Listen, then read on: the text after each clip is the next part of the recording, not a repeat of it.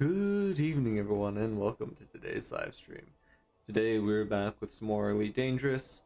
This week, we are taking a break from the rescue missions to participate in the latest community goal.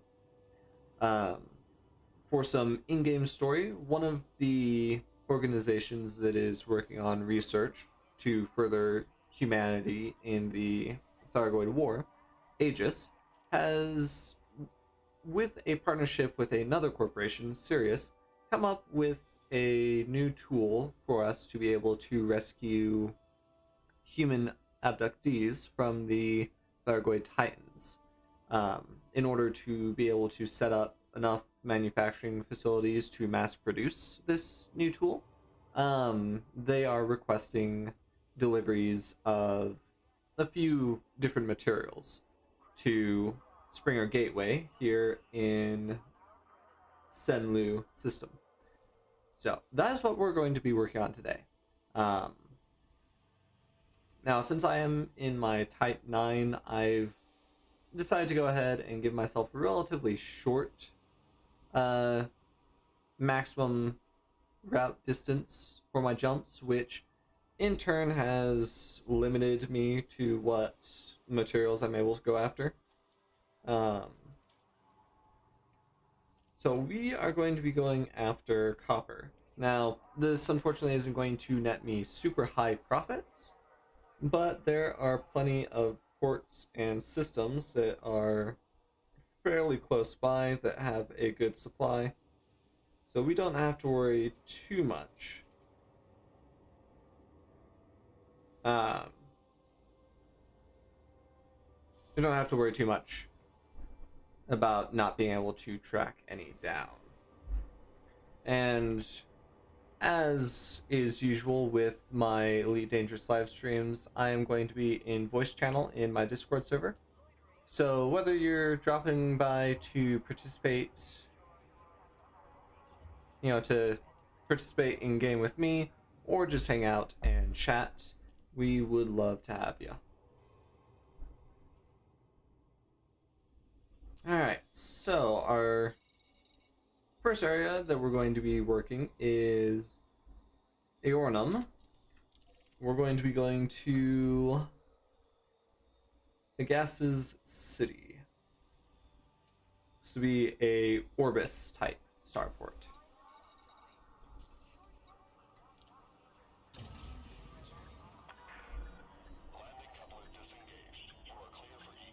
Now, with this just being standard cargo transport, this looks to be a fairly relaxed stream tonight, barring the inevitable interdictions that I catch every time I come in to drop stuff off.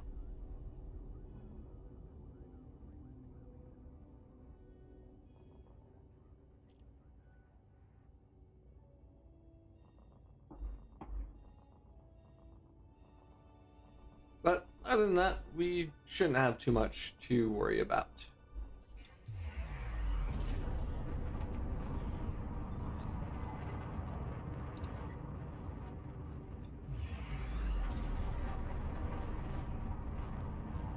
I will say, I wish the Type 9 was just a little more nimble. Just a little more. Then again, that'd probably make things just a little too easy.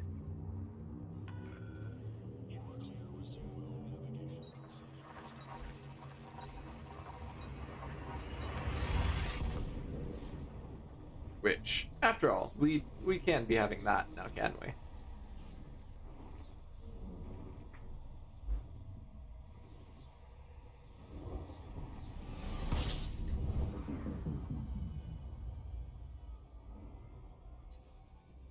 All the fleet carriers are going to be here in system. From other commanders that are basically... I think that's something I've mentioned in previous streams when I've done some of these community goals, is a lot of commanders that have fleet carriers will load their carriers up to capacity, during the first few days of a community goal, and then on like the last two will, jump in or jump close to the delivery system to empty everything.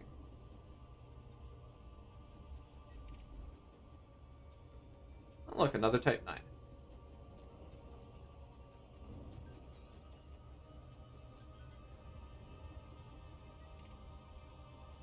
And a Asp Explorer.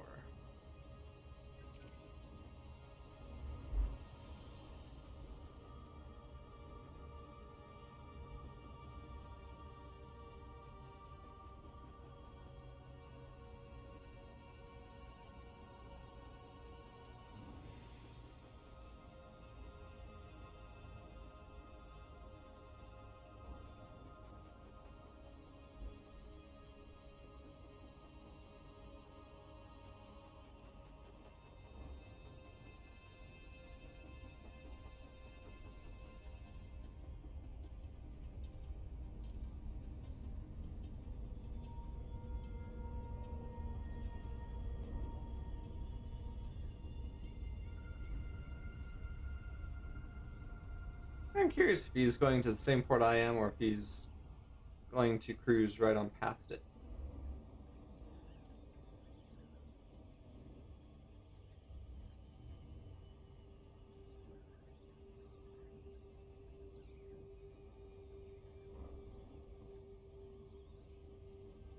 At least at present, looks like he might just cruise past. Oh, maybe not.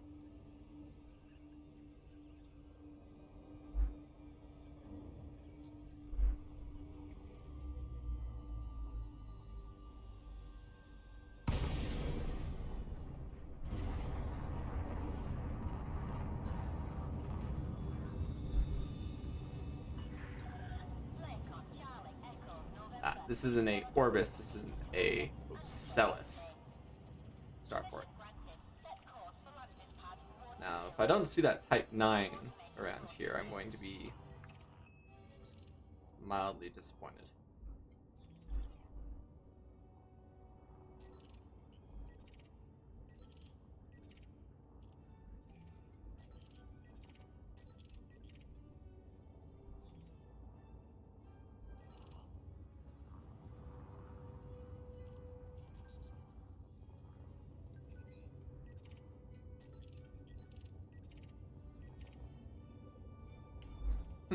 That is a shame.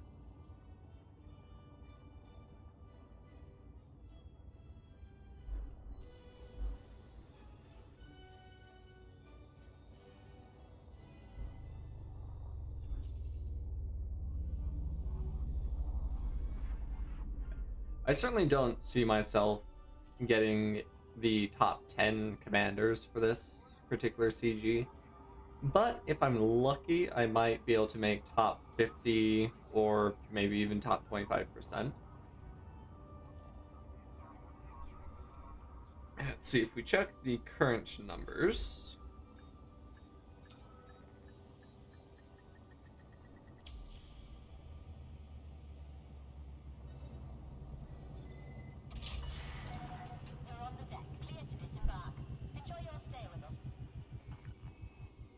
Looks like,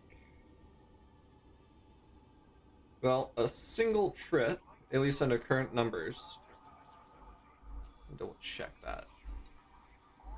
Yeah, a single trip will put me just above the bottom of the top 50%.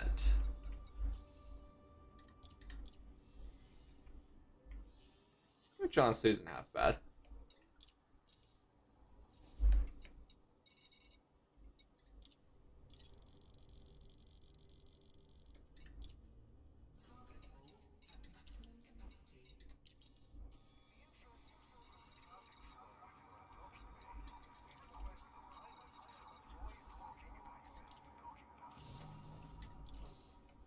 Wrong one. And away we go.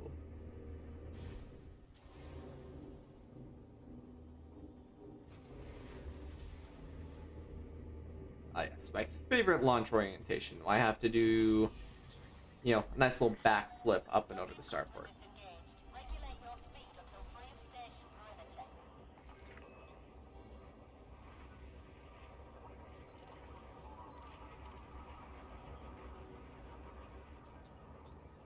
this is definitely a refining type starport.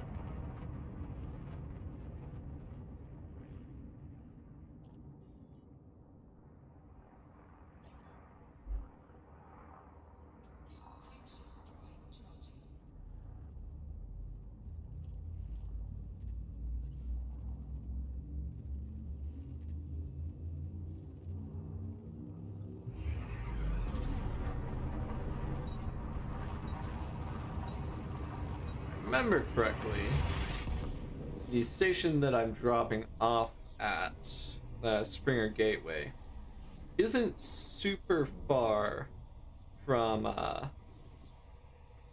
the star. It's only a couple hundred light seconds, which for me is fortunate because that gives less time for pirates to try and jump me.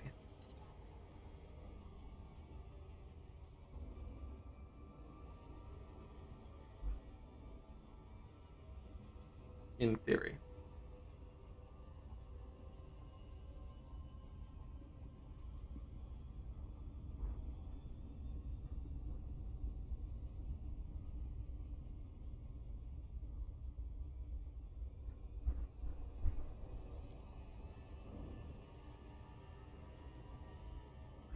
Yeah, constantly keeping an eye up on that info tab on the top right, just watching for the, new contact. And specifically paying attention to where they show up on my radar.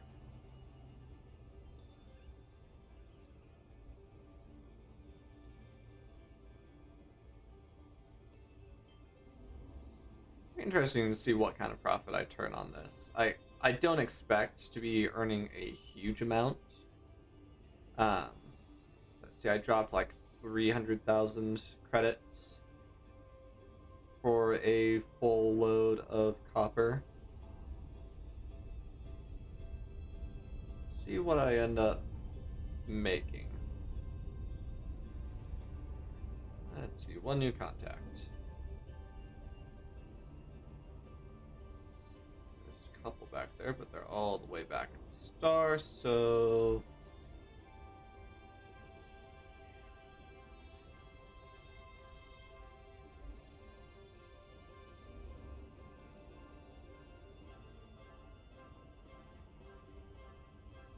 Oh, I don't have anyone lining up behind me, so that's a good sign.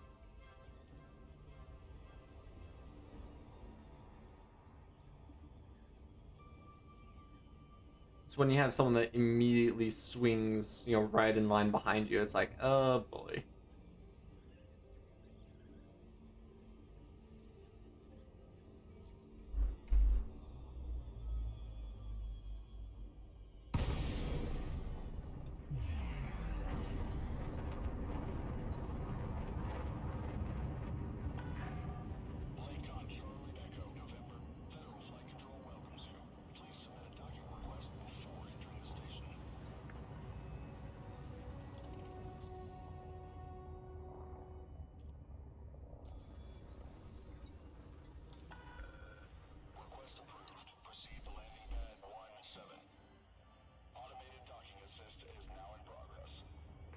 I love that when I manage to get right up to this station, and that's when someone's like, "Oh yeah, I'm gonna come over here and just blow you up." It's like, do it.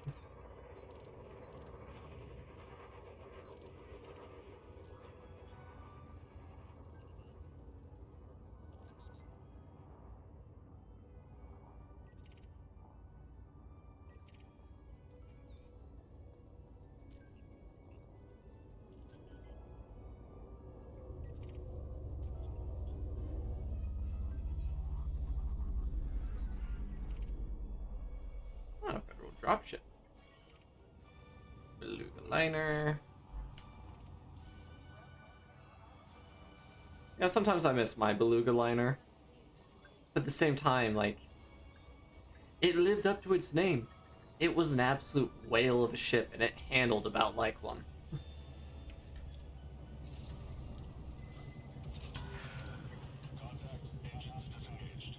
Thing made me so nervous when leaving starports. It's like, oh boy, this will be the time that I end up getting stuck in the mail slot. Alright, so 1.8 million profit.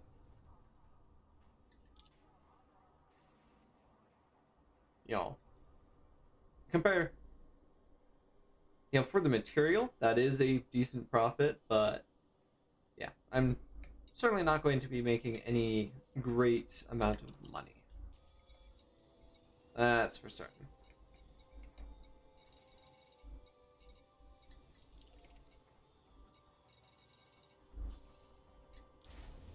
That is for certain. That's okay. I'm not really in this for the money. Because at least at the moment, I'm not doing too bad for myself. I'm not rich by any means. But I mean, with what I have, when if I ever reach the necessary Imperial rank, I think I could fully outfit a Imperial Cutter, I believe is their big one.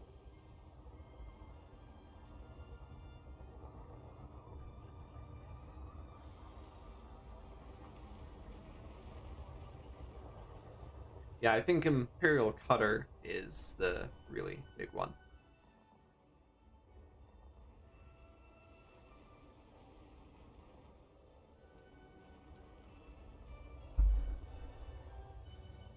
All these smaller ships leaving out ahead of me. I find it hilarious too, because like over the PA you get the now of smaller ships make way for bigger ships. It's like certainly not seeing any of that here at the moment.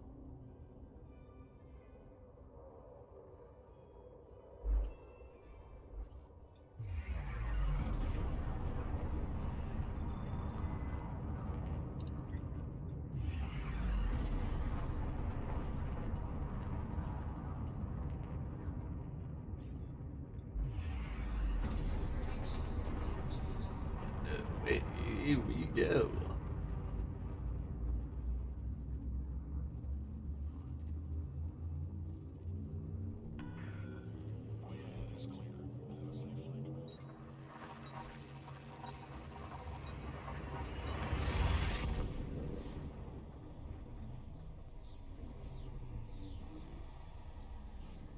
Whenever I do some of these community goals, it reminds me of one of the first ones that I ever participated in.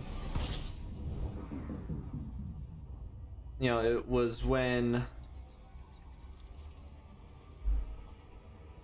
right near the start of the Thargoid War.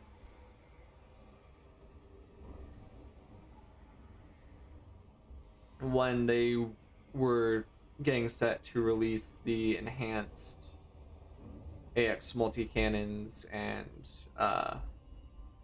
missile racks and whatnot.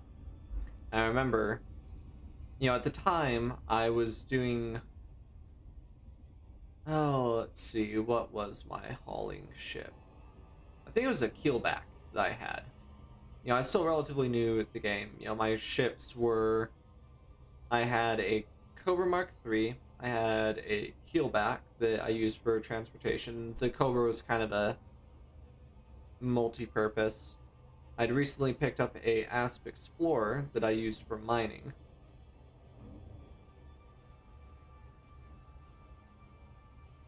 And that was about it that I had at that point in time. But yeah, so I was using a keelback, and so I wasn't able to carry much. Like, I think maybe 150, 200 tons of cargo, if that. I think it might have actually been less than 100. Um, but insignificant amounts in the grand scheme of things. But I remember the destination where we were dropping everything off at was you jump into a system that had a I don't recall if the main star was oh, come on. I was right there. System defense, oh fine.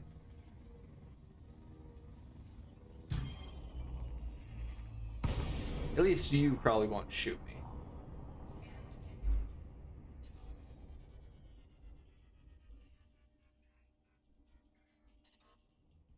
Okay, officer, can I go now? The timing on that was actually hilariously perfect.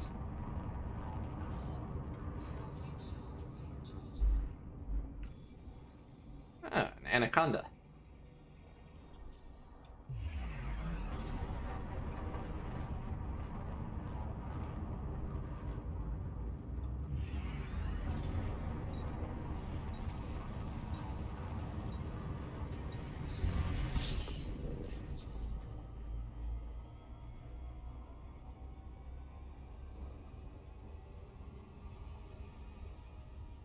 Anytime I get interdicted, it's like, panic. It's like, oh, system defense force. Okay, at least they won't kill me.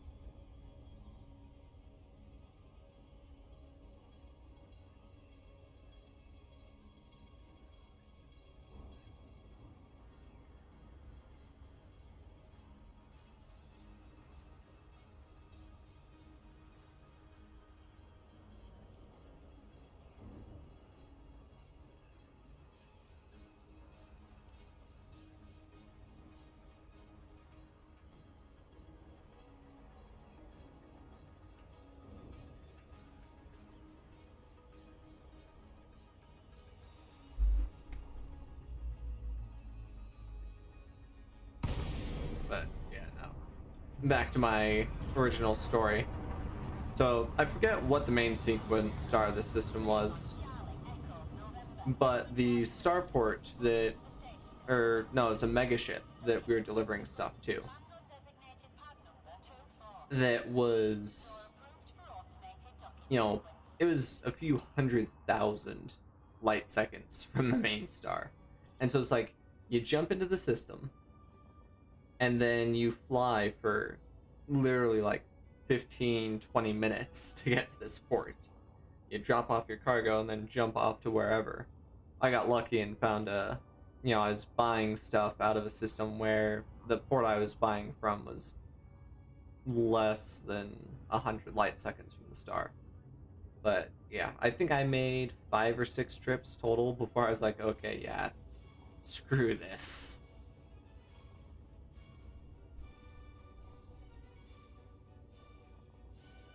I'd have to look back at some of the old CGs, but some of the ones since then.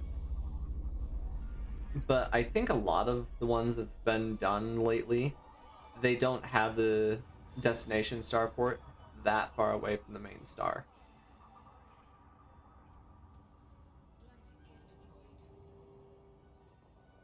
Which I think was probably just enough commanders complaining about, these CGs where it's like, you spend 15-20 minutes each trip just flying to the destination port. It's like, yeah, that makes the CG kind of useless because I spend more time flying to the port than I do anything else.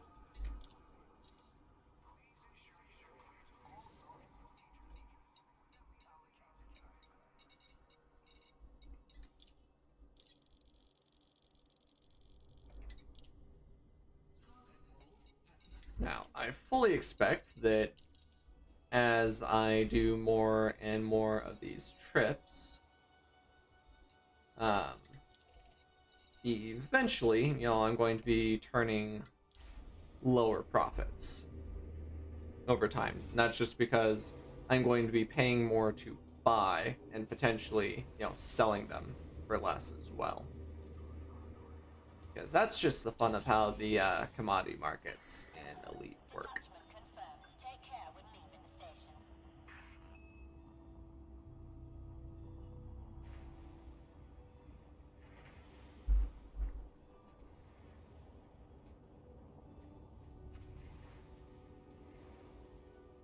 It does make sense though. Like, when I'm doing just normal trading, outside of CGs, I usually have to change up, at the very least where I'm buying from, because as their supply goes down, that generally increases the cost, especially if demand is staying the same or increasing.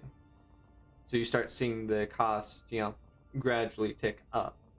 But then it also happens where I'm selling, where I periodically have to change that up too. Because once their demand drops, they don't pay as much for it.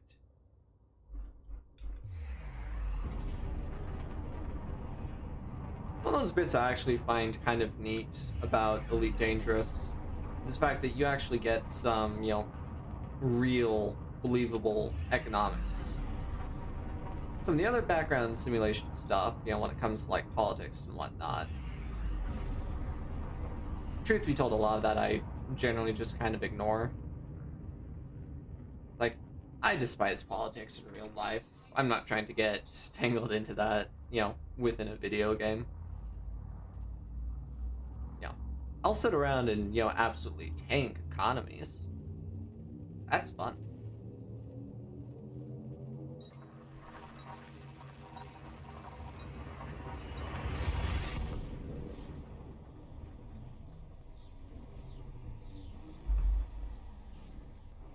I think one of the only community goals that the only recent one that I haven't participated in was the one recently where it was you were buying rare goods, and that's just because most of those were several jumps, and truth be told, I could have completed it in a ship like my Asp Explorer, one, because it's a ship designed for jumping, and it does have limited cargo, only 16 tons worth. But like it would have done the job. But it's, rare goods are expensive, and you have to go out of your way to track them down. But also, they only show up in limited quantities, and if you're too quick jumping to the stations to get them, they don't always appear in the market.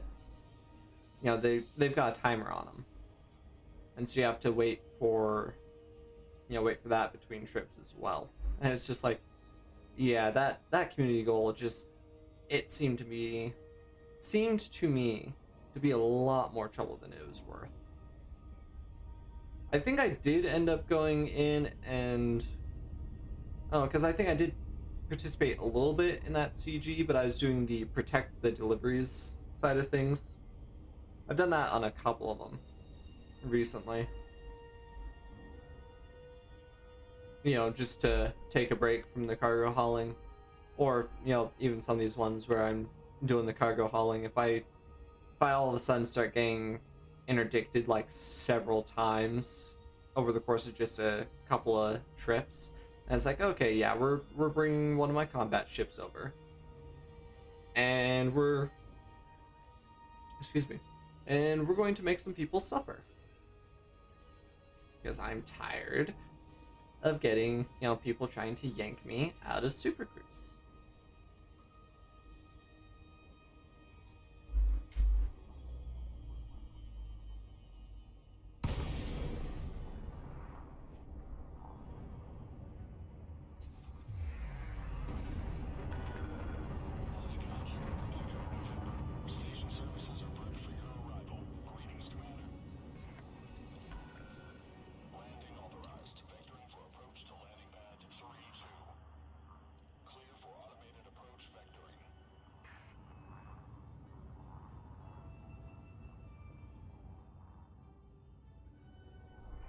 One of the fun parts for me is, seeing, how long it takes for it to refresh my contributions.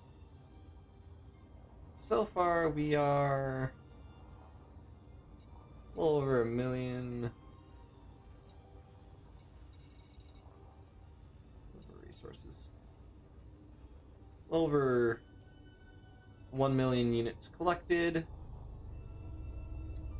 Let's see, does Inara show what the thresholds are reached here? Does not look like it.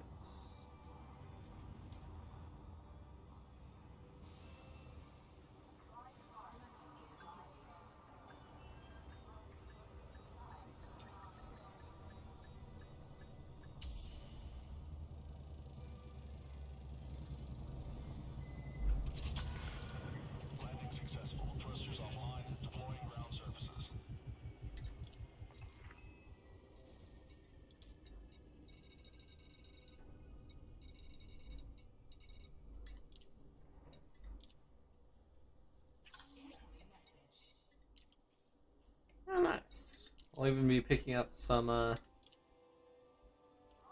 reputation.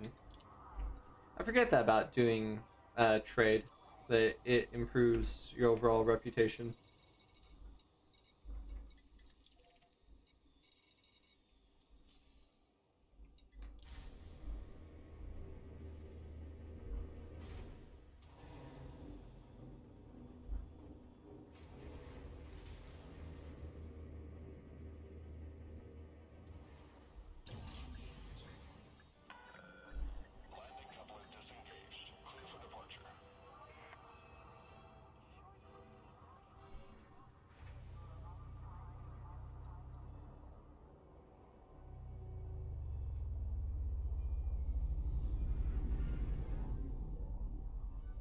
Alright, so yeah, that puts me solidly in the mid-range, the top 50%.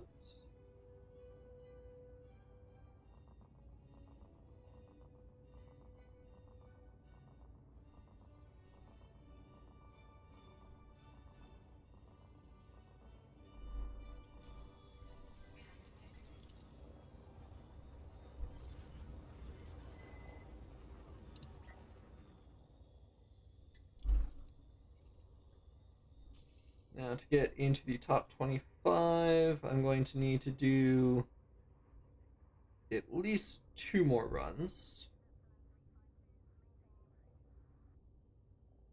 Then, if I wanted to get into the current top 10 commanders,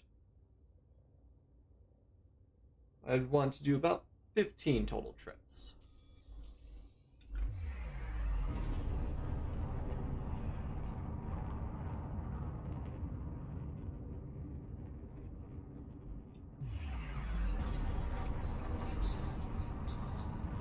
Which honestly isn't too bad.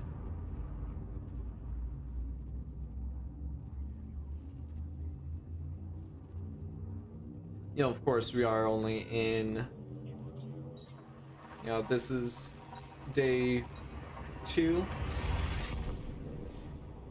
Yeah, day 2, 5 hours out from being day 3 of the community goal, so it is still early yet. I am one of, 565 participating commanders.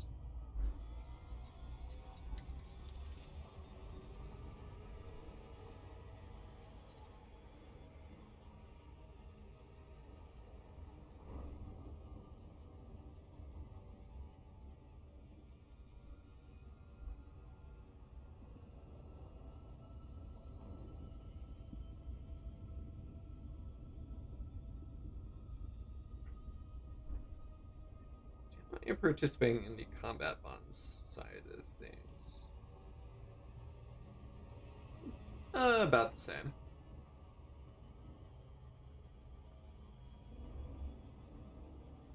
Overall, not too bad.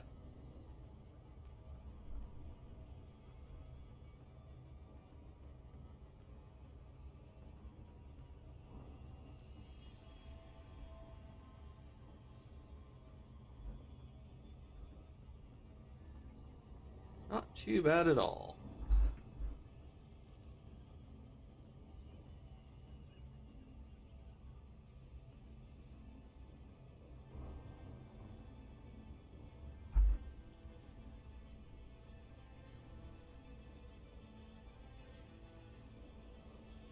Truth be told, though, by the time I get, at least going off of my current numbers, by the time I get up to my initial projections for, the top 25%, top 10%, and top 10 commanders, by the time I hit those initial projections, I'm probably going to be, 2 or 10 trips behind what I need. We'll see though.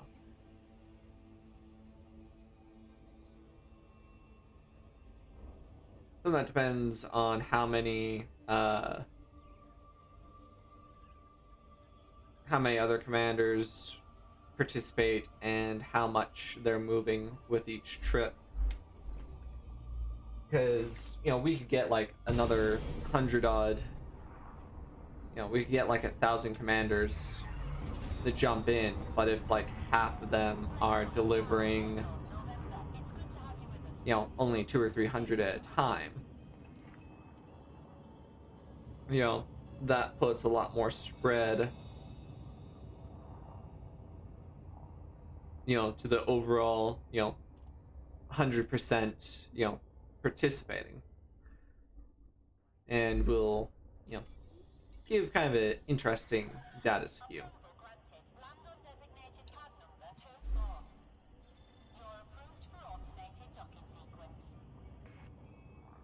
See what ends up happening though.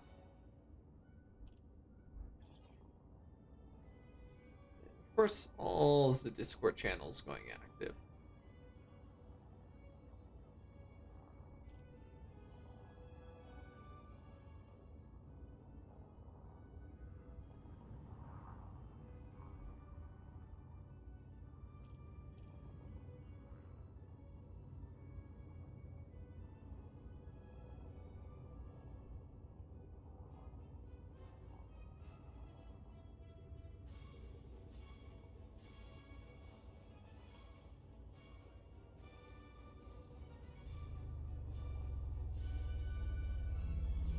Thing I will say is I wouldn't mind if they gave a little more variation to the auto dock music. Because like this definitely sounds like something, the higher class, kind of snobby type feel that you'd expect from like the Empire. So like a starport that is controlled by a Imperial faction, playing something like this, and even having it, based on like what superpower, which of the power play factions has control of the port, if they changed it up around, based on that, where each of those powers has their own little auto dock music, I think that'd be kind of interesting, personally. It might be a bit of a pain to implement just because, they'd have to, change it around periodically, as some of the power, through power shifts. Then you'd have those, and then, Imperial, Alliance, Federation, and Independent, ports. Each of those 4, superpowers would have like a generic auto dock music. Starport isn't controlled, by any given superpower.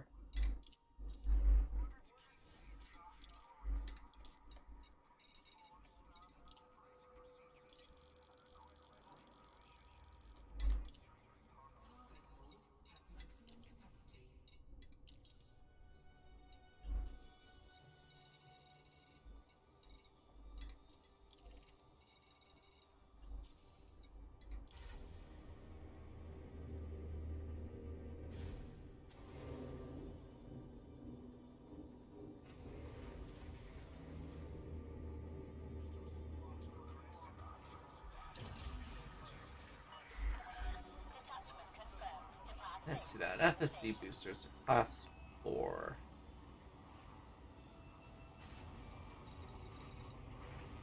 Assuming that I have it in a class 4 slot, I could trade it out for another 16 tons of cargo. Which would put me at 788.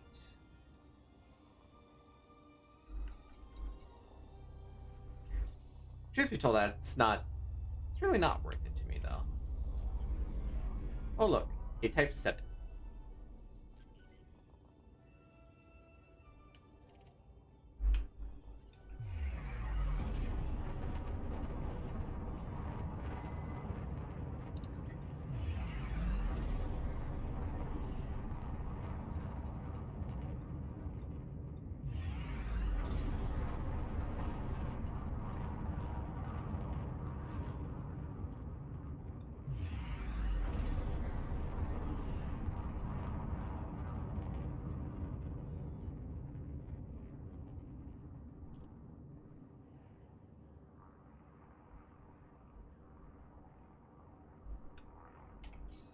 I do think it's kind of funny. It's like, you know, you have the Type 6, the Type 7, Type 9.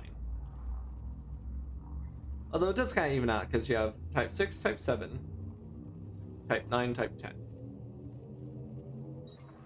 But the Type 10 is kind of just an off there because the Type 10 isn't designed as a cargo hauler. Like, you can fit it for that, but it's designed for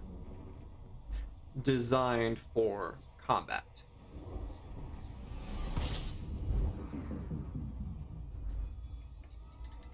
Now, you can certainly argue that it does have its place in combat, you know, as it is the preferred ship for a AFK build. Though it's certainly not, you know, it's not optimized for much else, you know, especially if you ask anyone that's into AX. You know, you can fit an absurd number of turreted multi-cannons, you know, AX multi-cannons on it, and basically be the area's scout swatter. You know, you can definitely perform that role decently well. But, you know, it's as soon as interceptors show up, you really want to make sure that you have some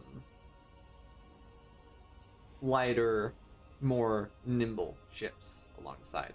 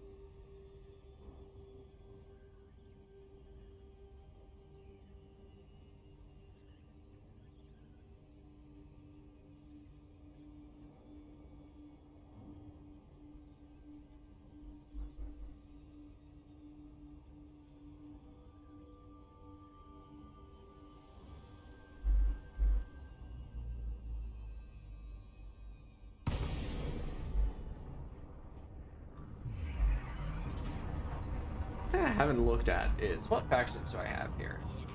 Federation, Aegis, Aegis, Independent, Federation, Independent, Independent. Okay. So I could feasibly pick up a rank advancement mission here.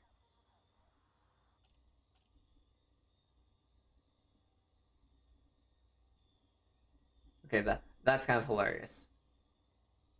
Most of the factions, at least at this particular port, are Federation and Independent, but the controlling power is Empire. Nice.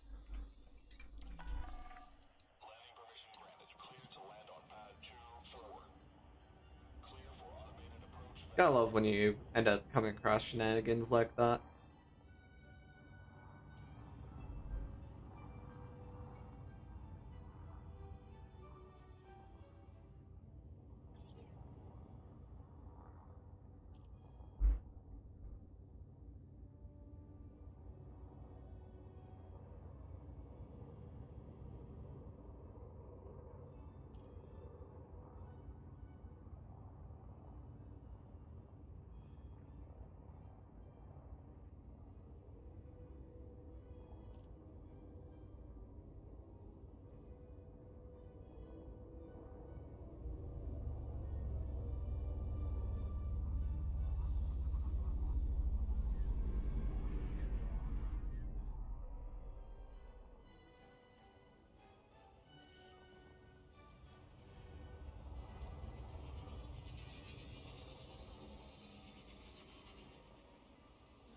Oh yay, it gave me one right near the door.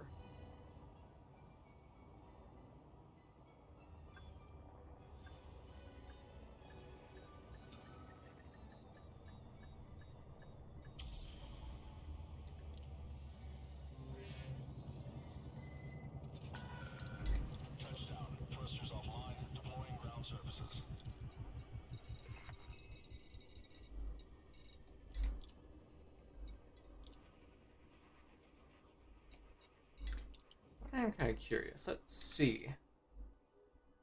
They've got that rank advancement mission.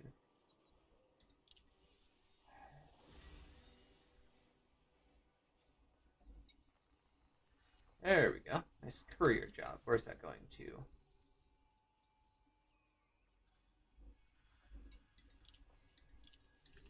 So we'll pick that up.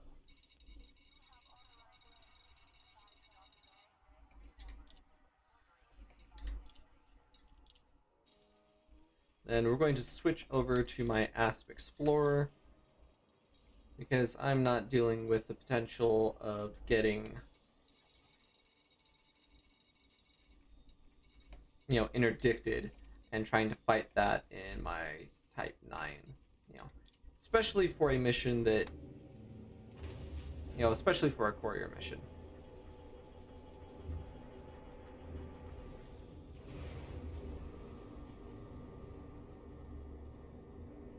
One of those bits of, I have a more capable ship for the job, I'm going to use the more capable ship. I'm kind of curious because I've had that 100% for a little while now. So I'm kind of curious to see, how far towards my next rank I am.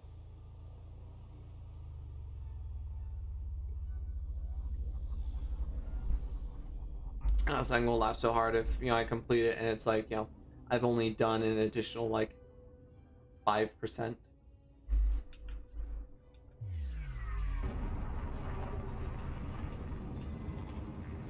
I swear sometimes it is so weird going from the Type 9 that is so sluggish and unresponsive, and then switching to a smaller ship like my Asp Explorer, which is like just little flick, nice little flick, and it does 20 barrel rolls. Just bump the stick in it, goes wee.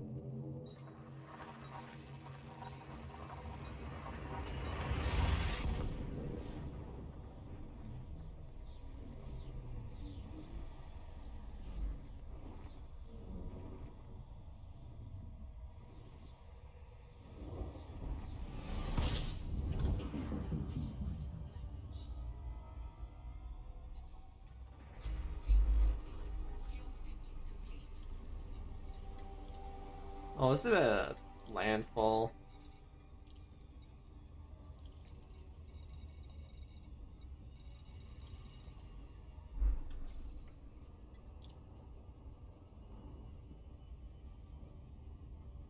Steinmore Silo.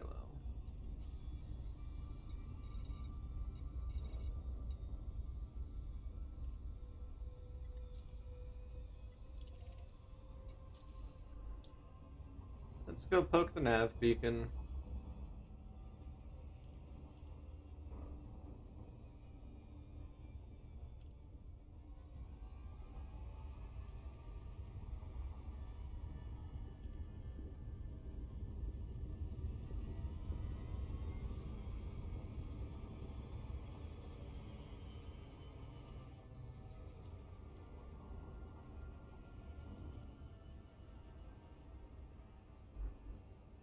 Yeah, more than likely not getting that time bonus.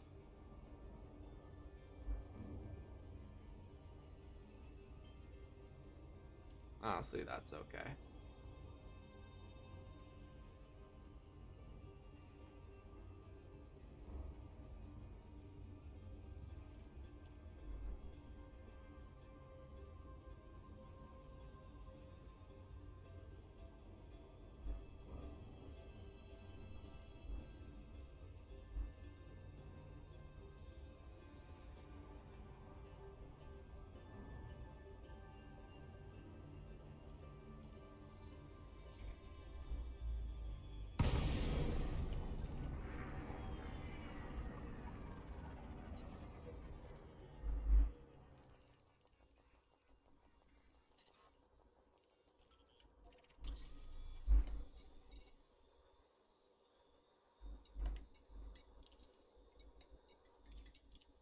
Oh, that's why it didn't pull up, because I didn't select for it to show up the settlements.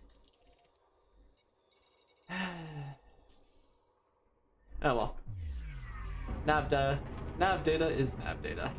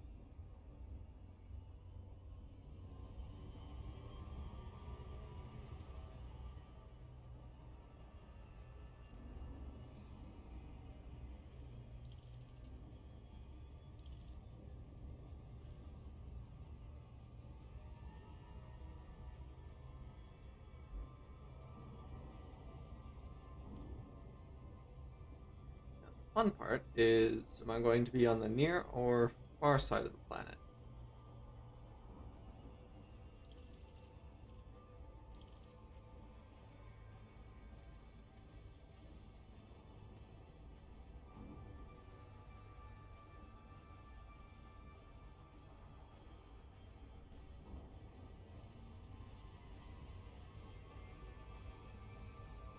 That tracks.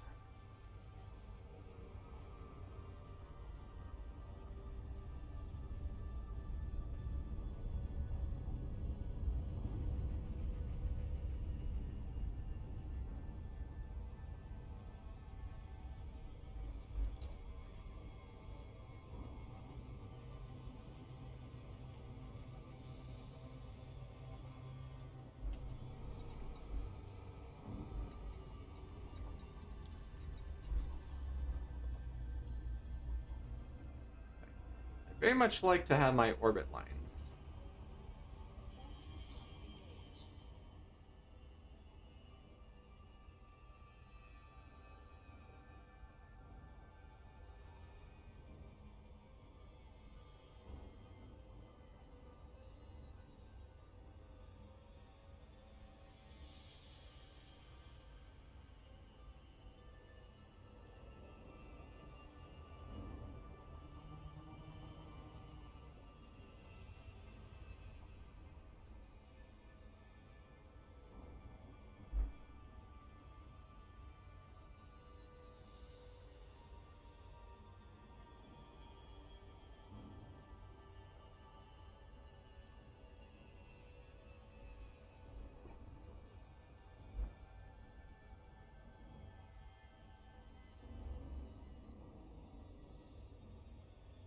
If I remember correctly, even after this rank up, I'm still going to be...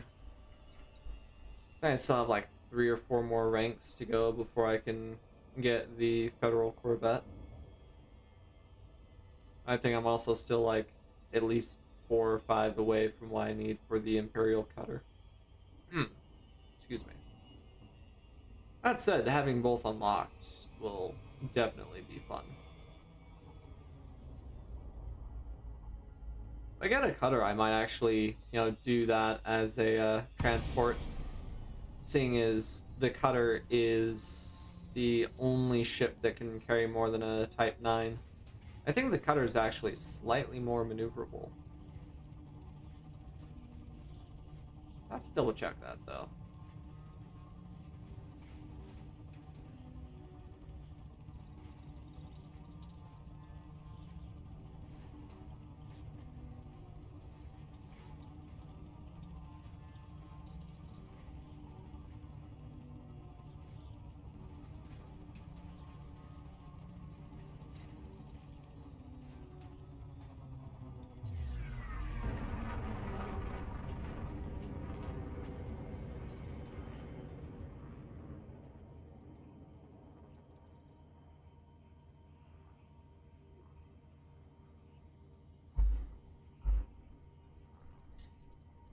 I am slightly curious of that now.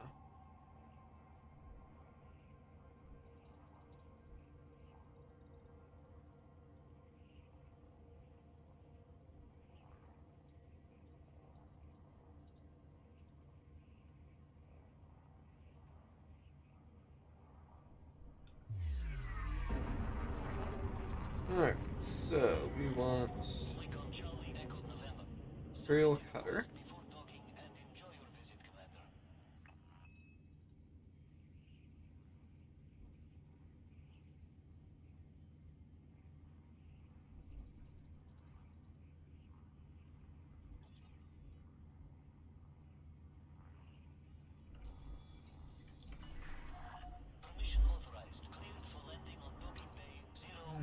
Let's go ahead.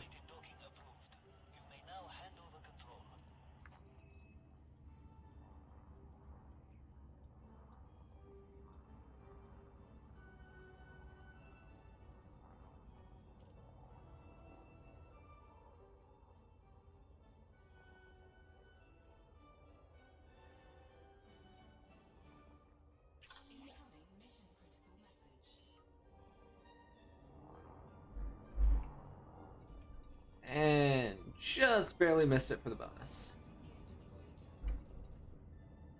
That's hilarious. Moderately annoying, but also kind of hilarious.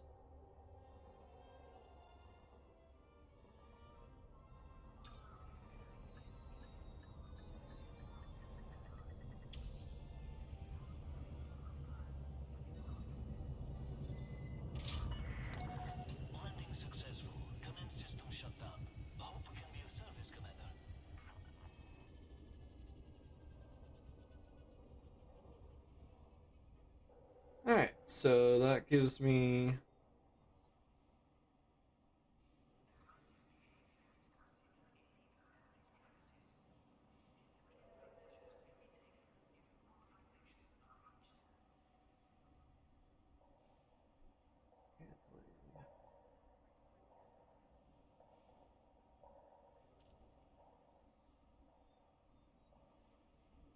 I need to pull up the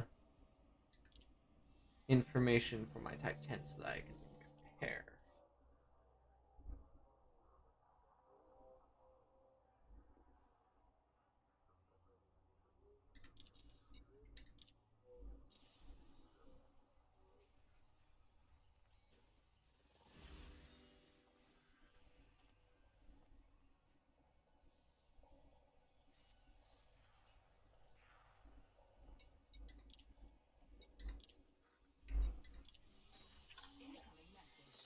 Russian 2 Ensign. Fantastic.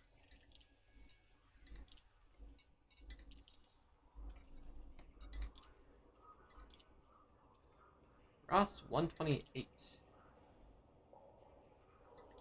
Neat. Okay, so 24%. A little bit further ahead than I initially anticipated, but yeah, overall not too bad.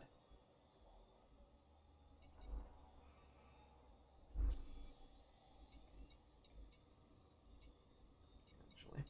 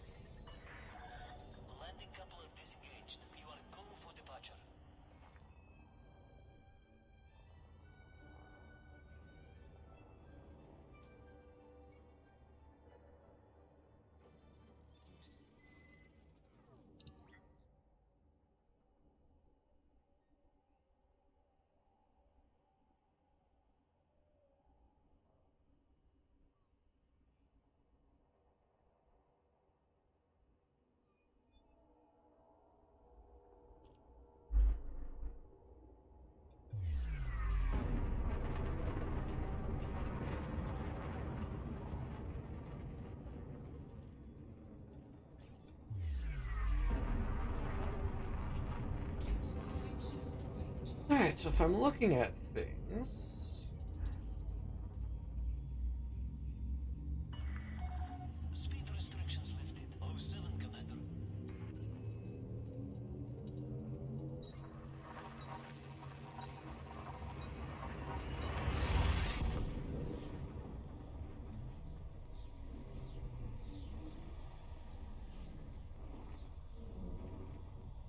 So I get worse pitch and yaw overall.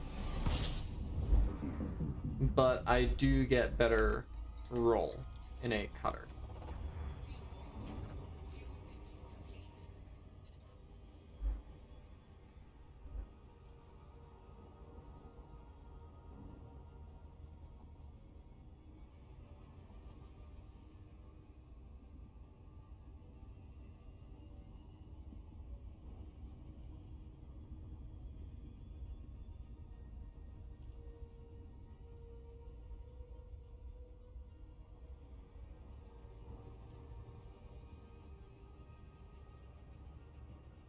It is somewhat faster though.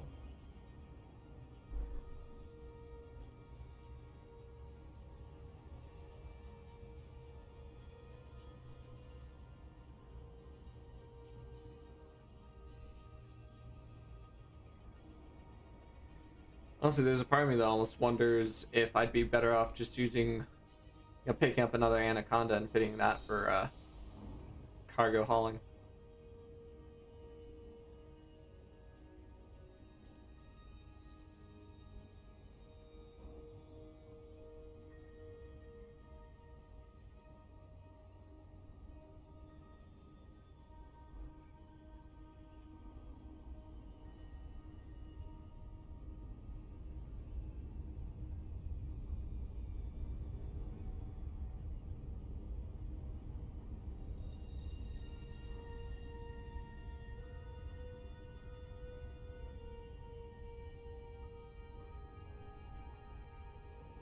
That said,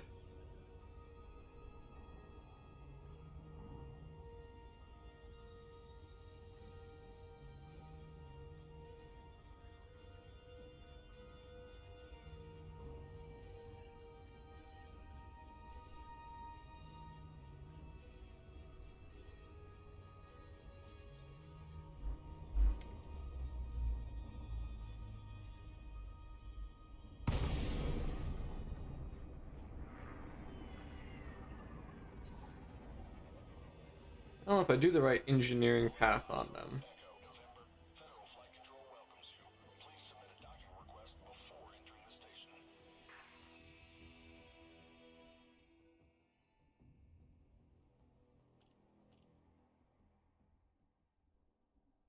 With the right engineering, I can boost it to be a bit better.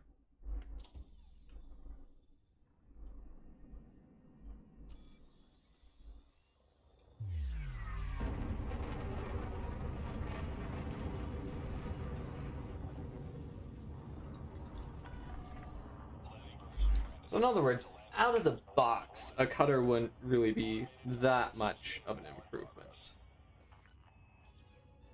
That said, I could fit it with weapons.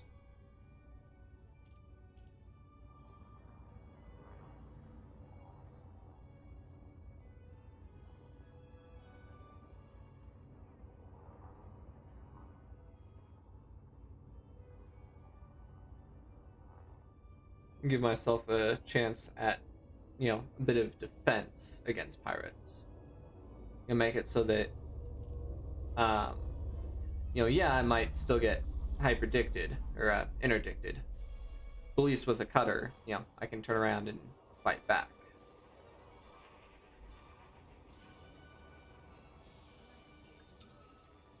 Might be something to try.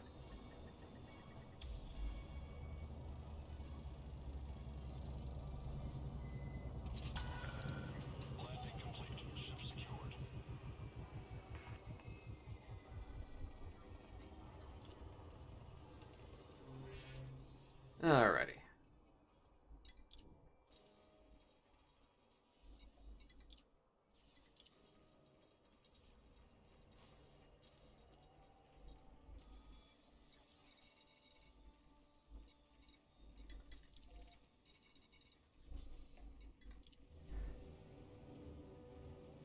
And back to this we go.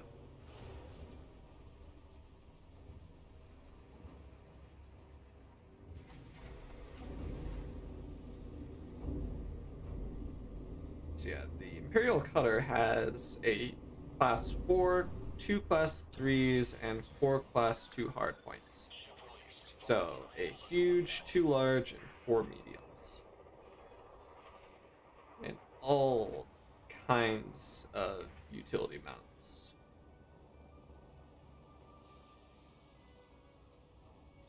Of course, if I wanted to, I could trade out a cargo rack for a shield generator. Because that is one of the things that the cutter is most well known for, is shield tanking.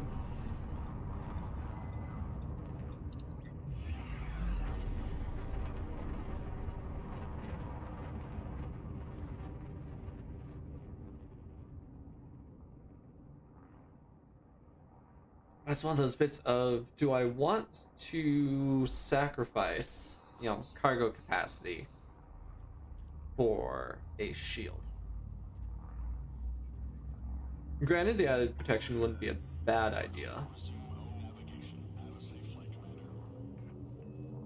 Let's do something here.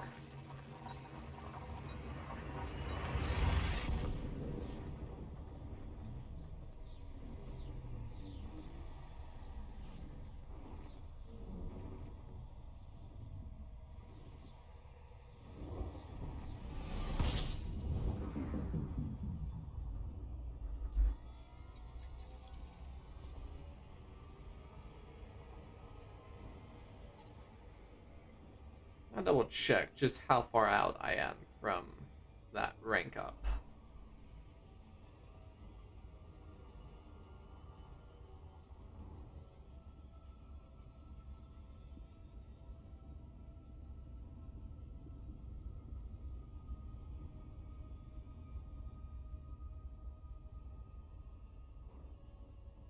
Alright, so I am...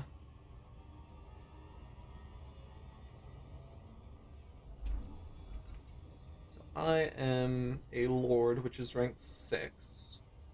When I make Baron, that'll give me the Imperial Clipper. But I need to make rank 12 to get the Cutter. So I am halfway to getting the Cutter.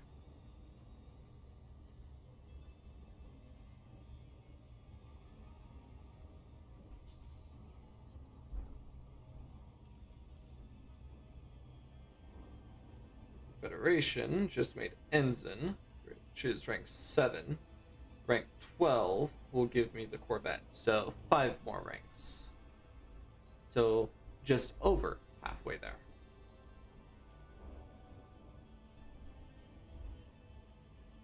Neat. Yeah. Truth be told, if I sat down and decided to just grind out the missions, I could probably get it, within a couple of days. Not really my... Oh, come on.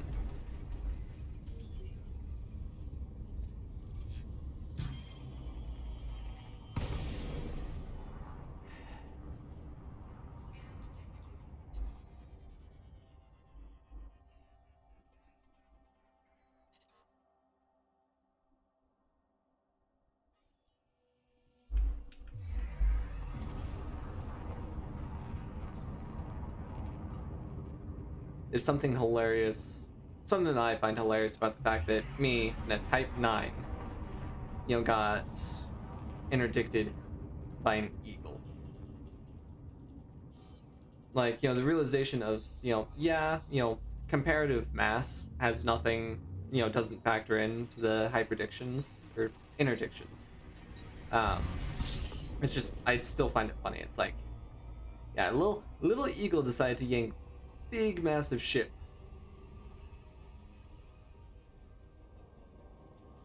In terms of a firefight, I don't have any weapons, so I'd be kind of screwed. But then again, all I'd have to do is, a bit of fancy maneuvering, and if I can get the eagle to run into me, I'll take like 5% hull damage, and the eagle will just kind of poof. One thing that I'm going to do real quick is I'm going to go ahead and drop down and get docked here at Agus's, and then I'm going to take a quick little break.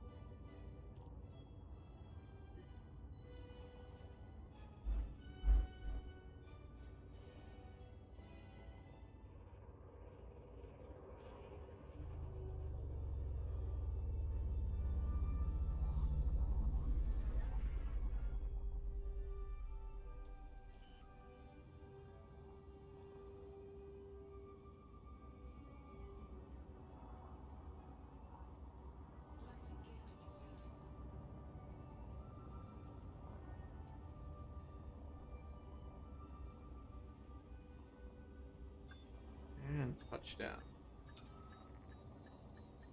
Alright, so yeah, I'm going to take a quick little break, probably not much more than 5 minutes, and then we will be right on back.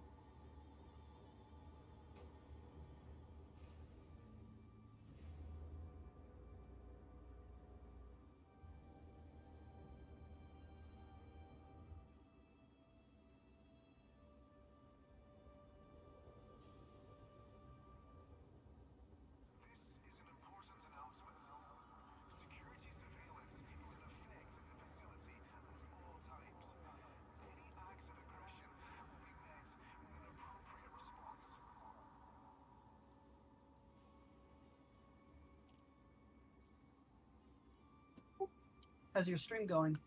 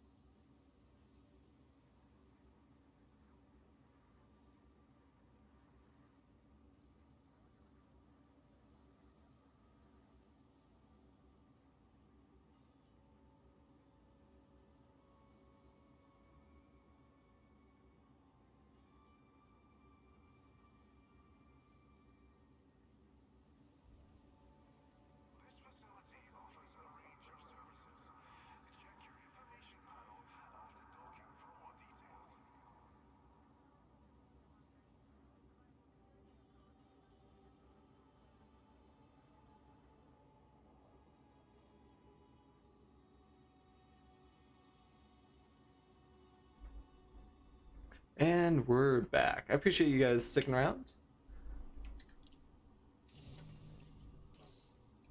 Let's go ahead and get right back in our mission. Linux, welcome. How's your day going? Oh, you know, just another fun-filled day in paradise. Running the community goal in Elite Dangerous, so that we can get the new subsurface missiles that are going to be used to rescue the captured humans from the Thargoid Titans.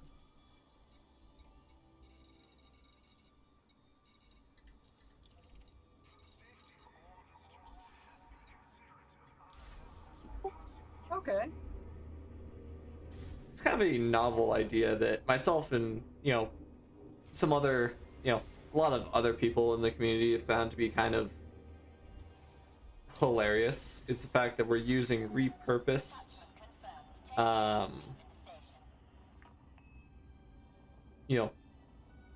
repurposed mining tools, specifically a missile, and using it to extract humans. But you know what? If it ends up working, it ends up working. It'll definitely make for a interesting live stream. Oh yeah.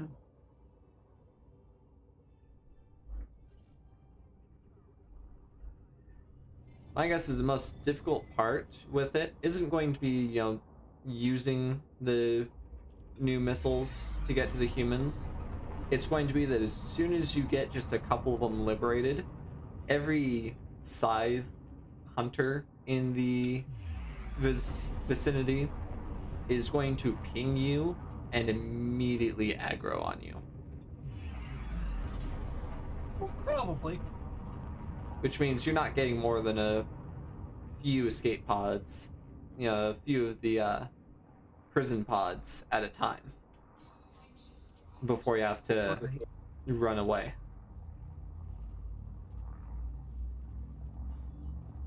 Especially if you don't bring collector limpets. There's going to be at least once where I forget to restock my collector limpets going on one of those runs. Forgot them. Yeah.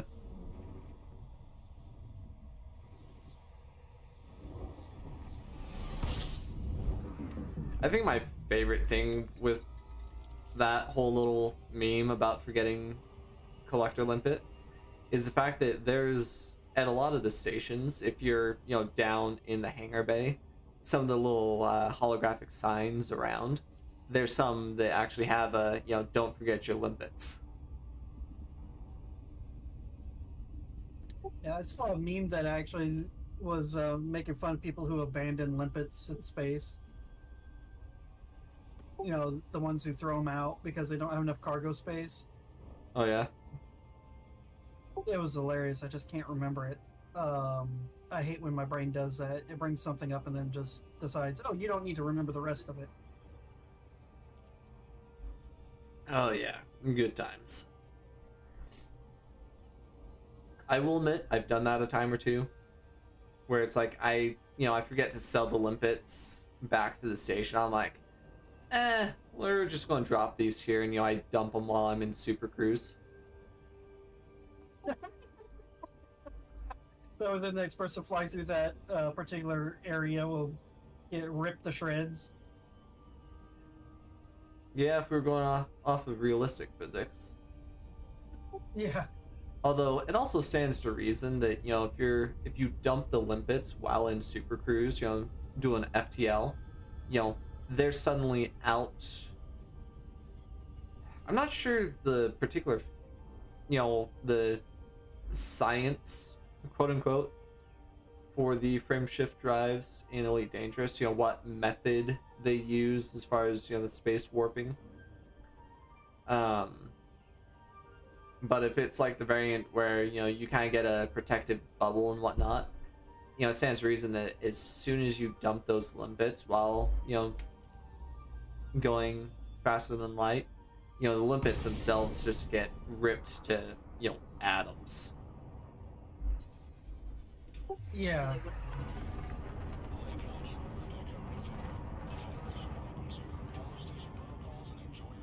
Yeah, My nephew's going over the physics right now. He loves space yeah. and science. Honestly, so do I, and that's half the reason why I got into Elite. And I was one of those kids that growing up. You familiar with the astronomy magazine? No.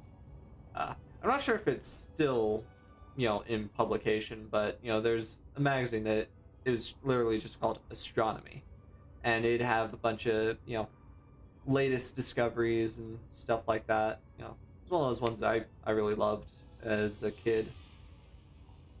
When my parents would pick it up, but yeah, a lot of that is part of why I got into Elite. Going back to the frame shift drive, so I said I'm not sure on how they explain the physics for them, because at least from what I recall in terms of how they work, is I just know that they're reverse engineered from Thargoid tech. Yeah. So I'm not sure if they actually really ever go into a whole lot of detail on how exactly they work.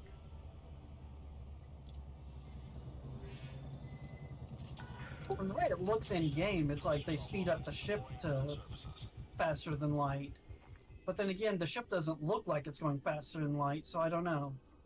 Yeah, I feel like, at least in Super Cruise, it's the, and or at least in Super Cruise, it's the concept of, moving space through the ship and whatnot.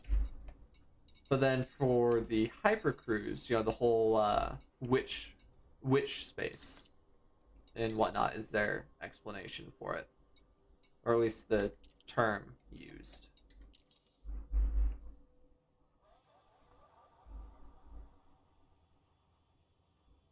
Let's see, where's...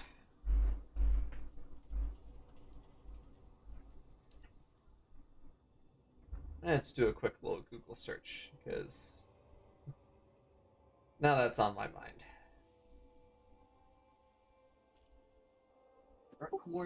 Could be like there was one game that I played where they described it as a warp bubble.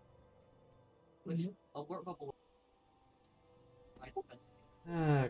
That way, all the debris and stuff around the ship would be pushed away, and it just kind of pushed through space at its own separate pocket space. If it's just moving space around the ship and it's not actually going that fast, so it was an interesting way to explain it. And that could be the way the FTL drive works, because it does look like everything around the ship is the same speed as the ship, but then the other stuff goes when you're looking at the ship from the outside, you never see it. Okay.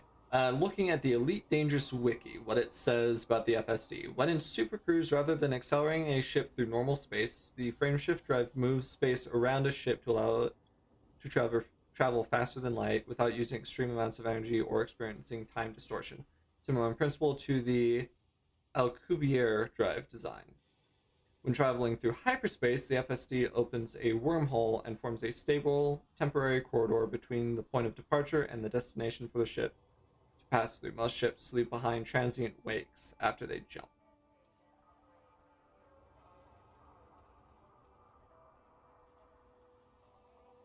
Okay, that sounds cool. That's what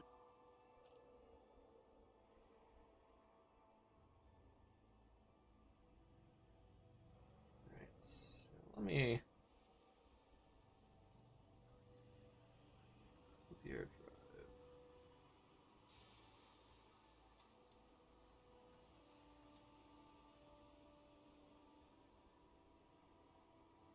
Alright, so an Alcubierre drive is a speculative warp drive idea according to which spacecraft could achieve apparent faster than light travel by contracting space in front of it and expanding space behind it under the assumption that a configurable energy density field lower than that of vacuum could be created.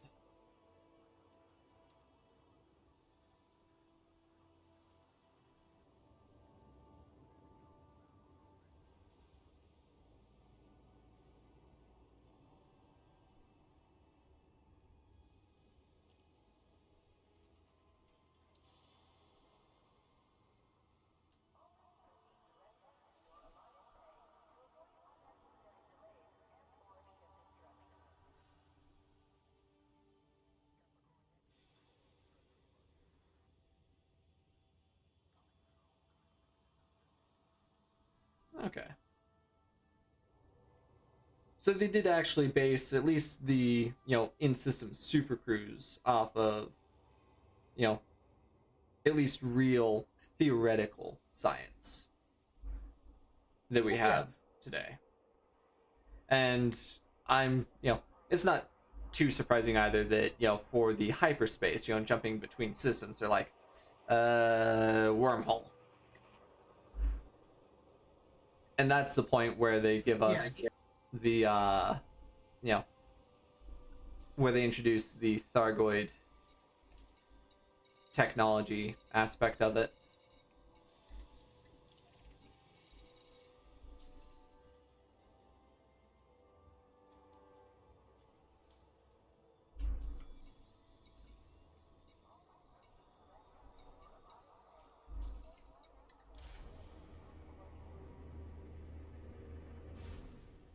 Alright, yeah, that's pretty cool. Moment of today I learned.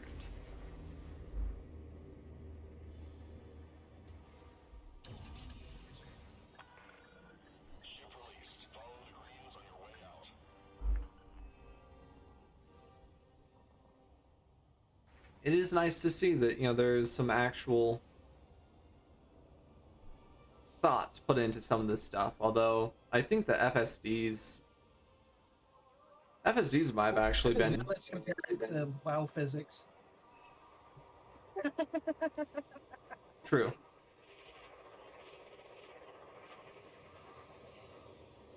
I will say, it is interesting seeing, the different ways that various franchises handle FTL travel. Like, in BattleTech, you have the jump ships that use KF drives, the Hirani Fushida. That, that's more of the, wraps the ship in a bubble and then, proceeds to yeet it.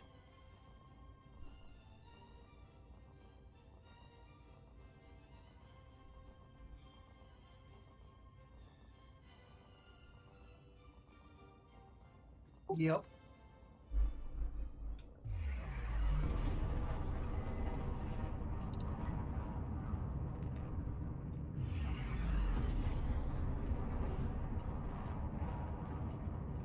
Alright, let's see. Where am I?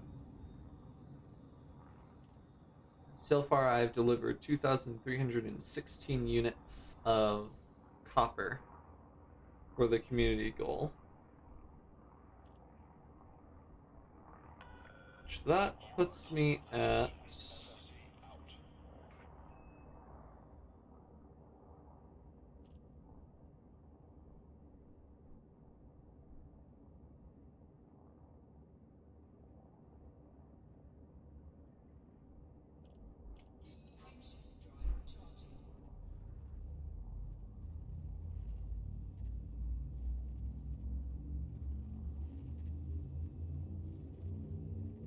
So I'm going to need to make at least one, maybe two more trips in order to hit the top 25% of contributing commanders so far.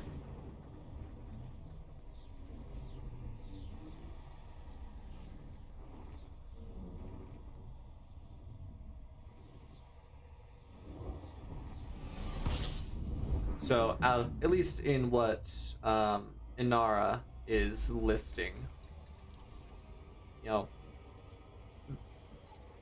the top 25% would have me in the top 145 commanders.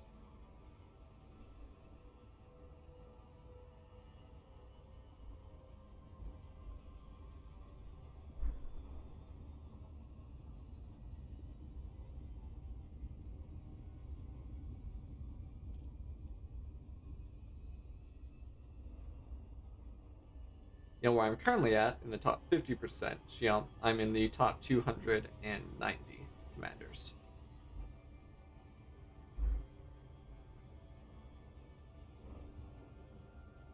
Which, I mean, isn't too bad, all things considered.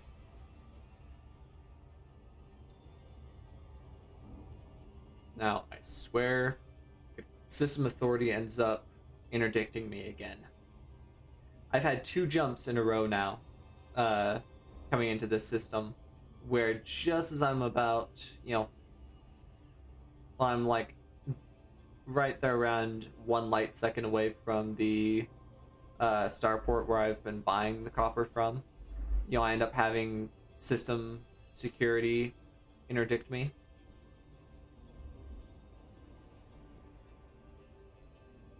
So annoying. It's like, just, you guys have yanked me already. Like, just, you know, you have my ship ID, just log in your database, and it's like, okay, this guy's good. Leave him alone. No, that would make too much sense.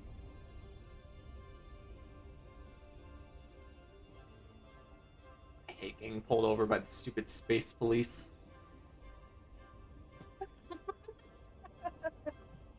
Got nothing better to do. They're like, oh. It's like, oh, hey, look, it's that same Type 9. Let's pull him over again.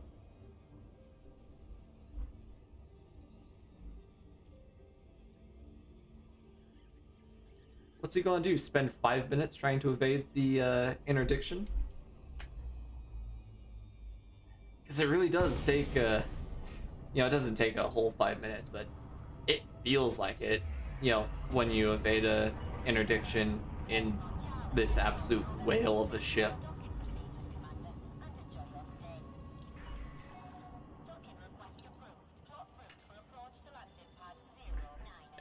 No, when I have the System Authority yank me, it's like, alright, throttle to 0, and just submit to the interdiction.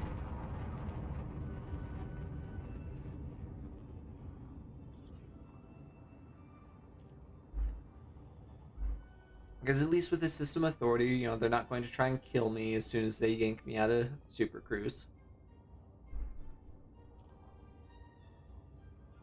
At least in this instance, because I'm not wanted, and I'm not carrying anything illegal.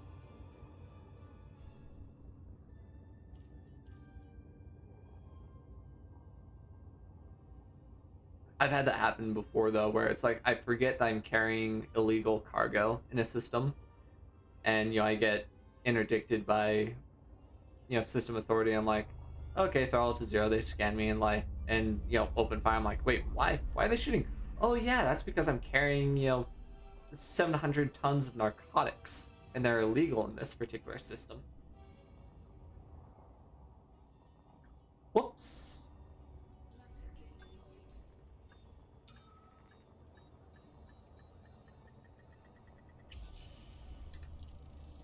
That happened more times than I care to admit. Contact confirmed. Deactivating docking system. Enjoy your stay at our facility, Commander.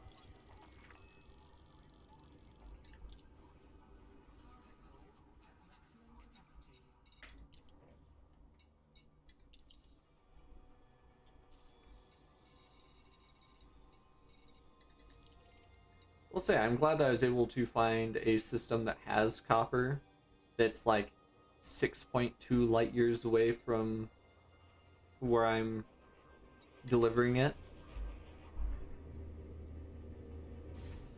There's one of the other materials, I forget which one. I want to say it was like the insulating membrane that, like, that's the only other commodity requested that is within 100 light years of Springer Gateway in Senlu.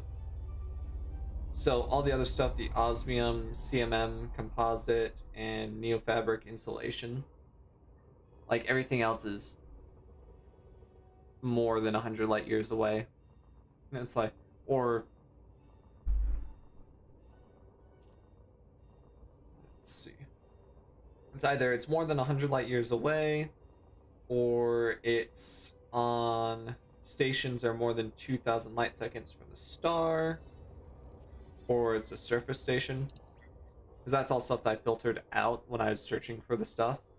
So it's, you know, max of 100 light years away from Senlu. The stations are no more than 2,000 light seconds from the star. And no surface stations, no fleet carriers.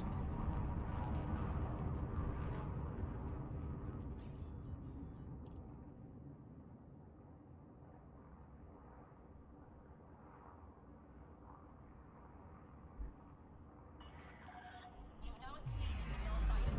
Safe travels, Commander. Sorry, I'm working on my nephew's computer right now. Doing? No worries. See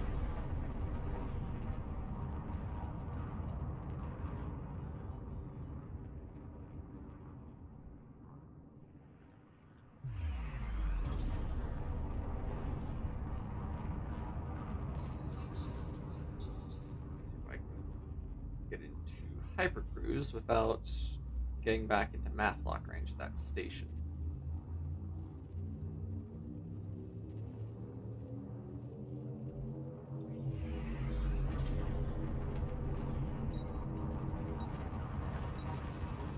Huzzah.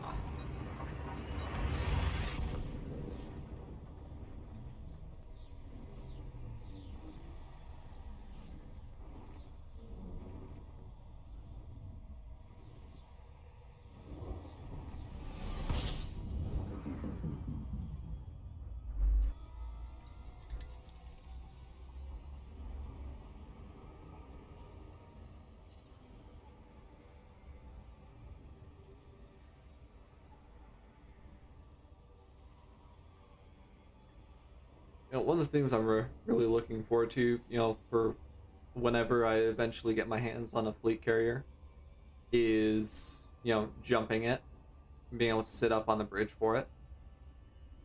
It's because I love the hyperspace travel in a fleet carrier. Like, it looks a lot better than on the smaller ship, in my opinion, at least.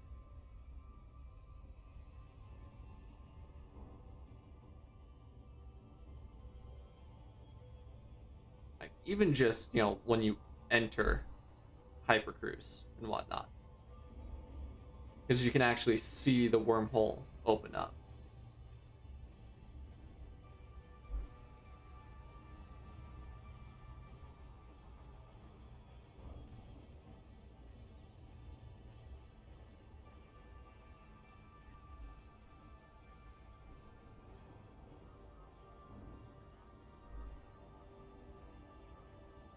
I'll say though, it does serve as a nice reminder of the fact that, you know, we did get our FSD tech, you know, by reverse engineering Thargoid technology, because the capital class FSDs, you know, you get the same visual effect, you know, when they enter and exit hyperspace. You know, you get the same effect as when a Thargoid interceptor wakes in. Nice. Indeed.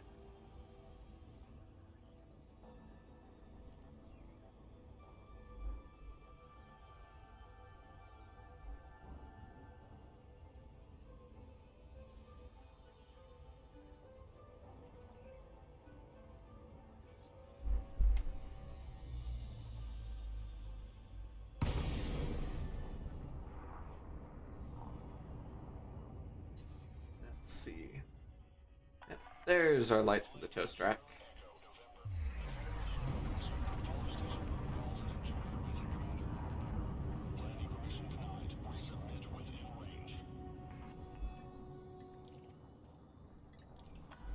There we go.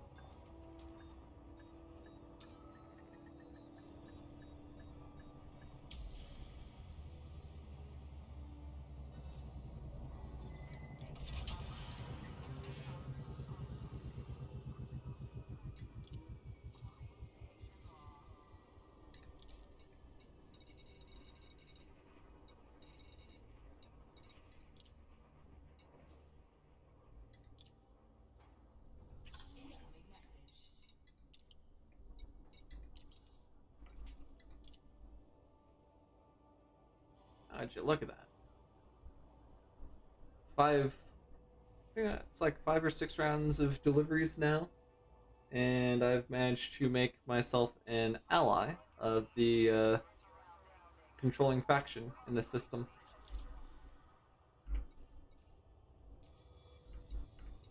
I think that's the yeah.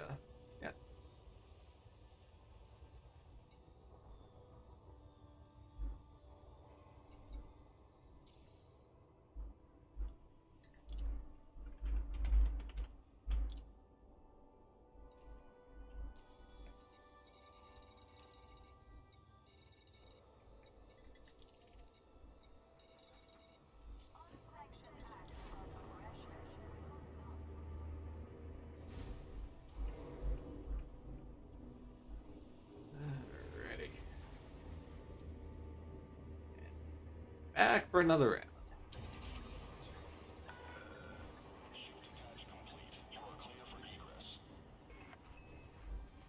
Alright, so under the current standings, I'm in line to get one of the new extraction missiles for free.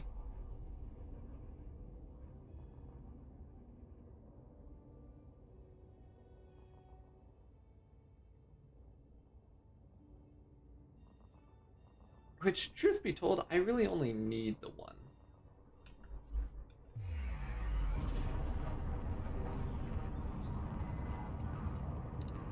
Being able to get 2 of them for free is kind of more just bragging rights. More than anything else.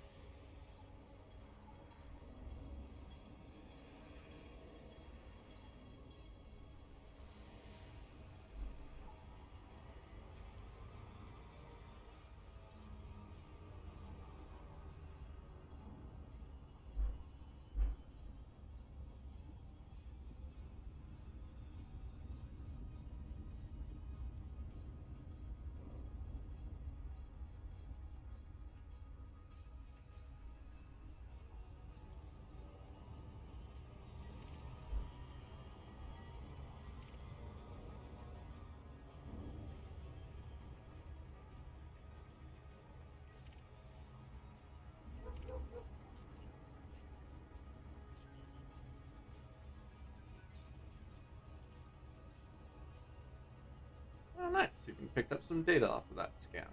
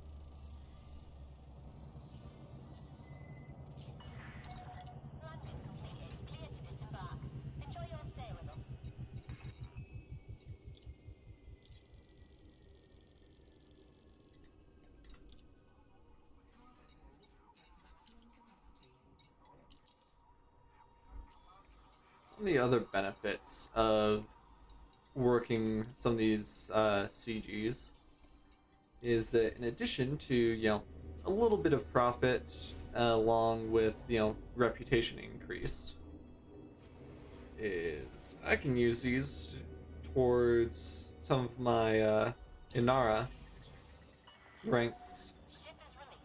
Take care when leaving station. Okay.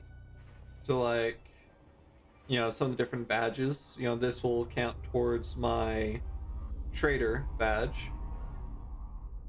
I don't see myself moving, 21,000 tons of commodity, for this community goal. I mean, I might. Let's see here. So 21,000 tons, I can move it at 772 tons. 772 at a time. Okay, so 28 trips,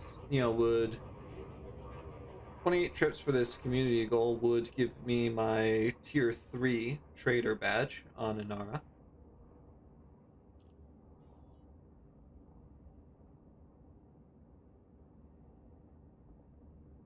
I mean, that's something, I suppose. Clear of the station limits. We hope you have a safe journey.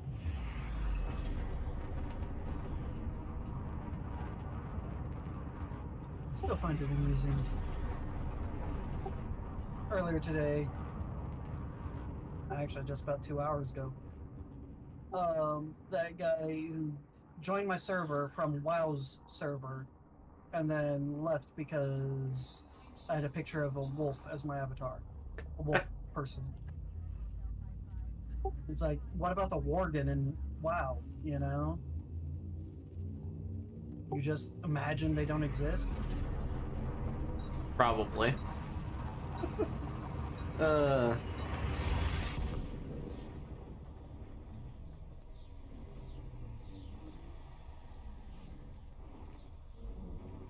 Oh well, especially since his name was Mr. Goat.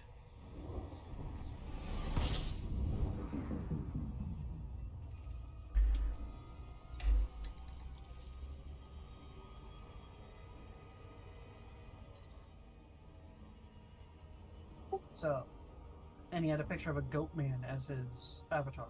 It's like, isn't that the pot calling the kettle black? Yes, but if you point that out, they have a conniption fit.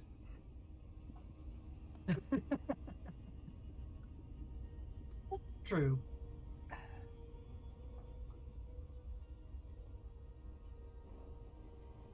Sorry to bring up something like that on your while you're streaming. I completely forgot you were streaming. It's all good. Gives me something to talk about. True. I just know you like to avoid politically and otherwise sensitive topics. Well, something like that isn't too terribly political. Hey, good point.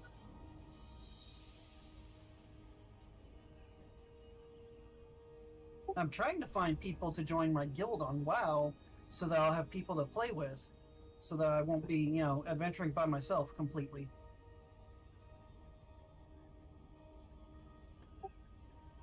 It gets a little lonely after a while, especially when you have no clue what you're doing in the first place. Yeah, I know how that goes. And I want to get the books on the lore, but they're like $60 a piece. Sounds about right. I get the feeling that some of the Elite Dangerous books are probably not too far off from that as well. I haven't looked, though.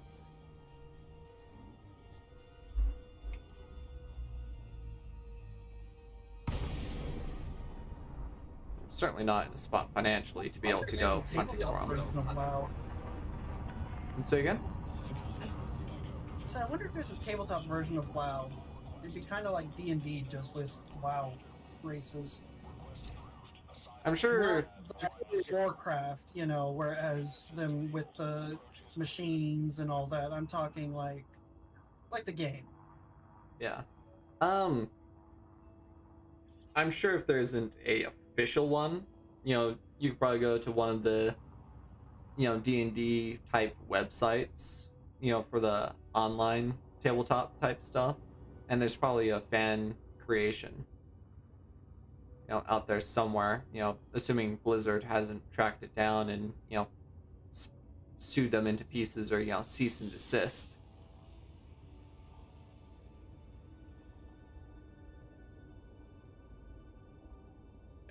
But yeah, I'm sure you could probably find something if you went looking. Yep, Warcraft, the role playing game, and World of Warcraft, the role playing game. Oh, there you go.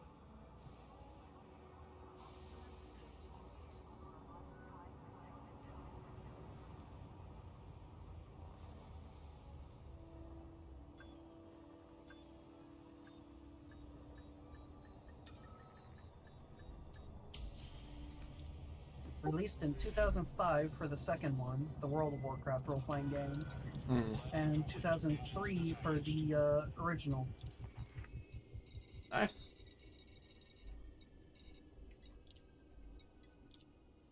Funny thing is, they were released by Dungeons and Dragons. Wizards At of least the that's what Coast. this paper set shows.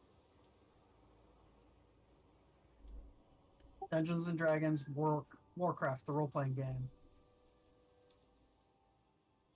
So, kind of funny. Not funny, but makes sense.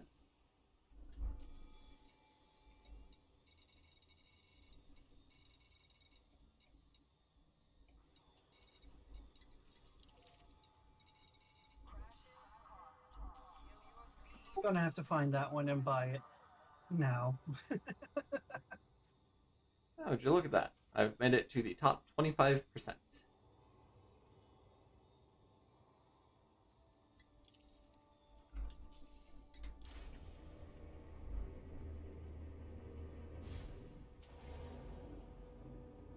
Now I just need to deliver another 3 to 4,000, and I can make it up to the top 10%.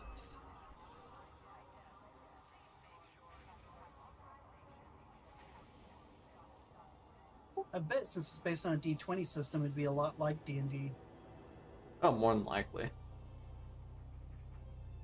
Which would be awesome because then I could get my nephew into it because he loves D&D. And then I could kind of convince him to go from the tabletop to the actual PC version.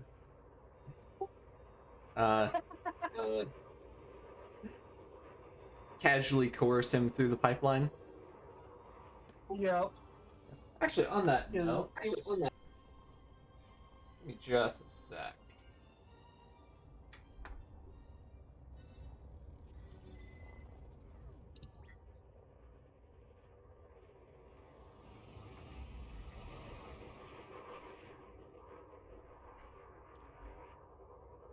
When I went to FanX, my first day there's a booth by a group called Bleeding Edge that they do a game called Starfinder.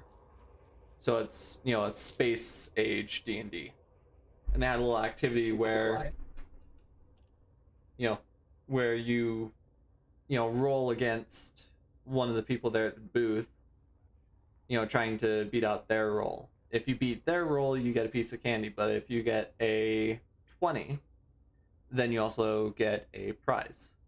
And I managed to roll a 20, and so I got a nice little set of dice. Yeah, I remember posting on your picture of that. I used to collect dice. Yeah. And it's just one of those bits that I find kind of funny is, I've got this whole dice tower, DM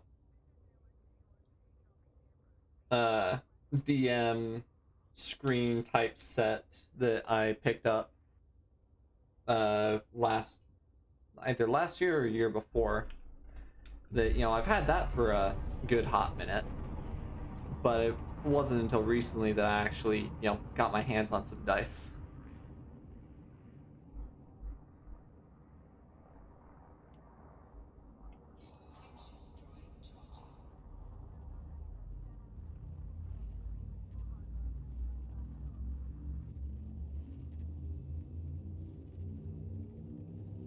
Nice.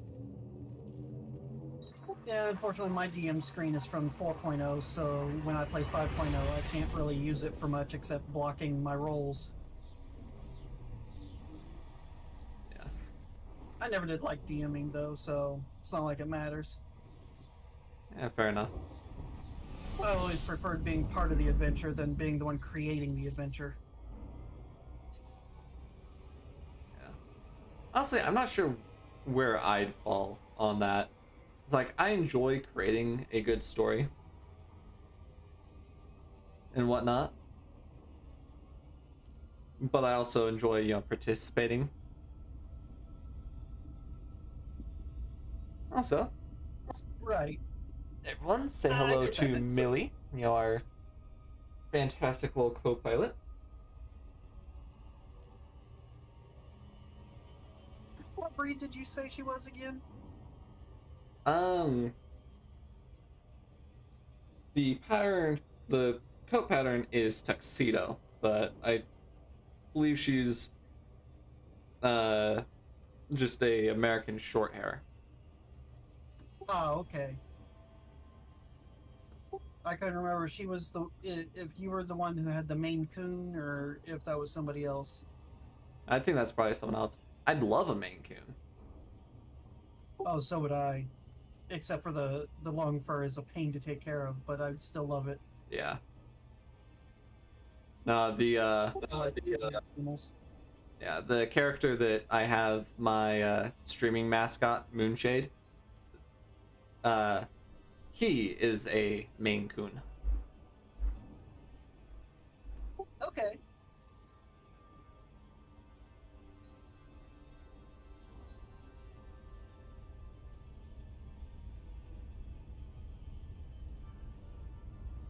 That person who said they'd make the uniform for you in Second Life never got back to me after I sent them the pictures.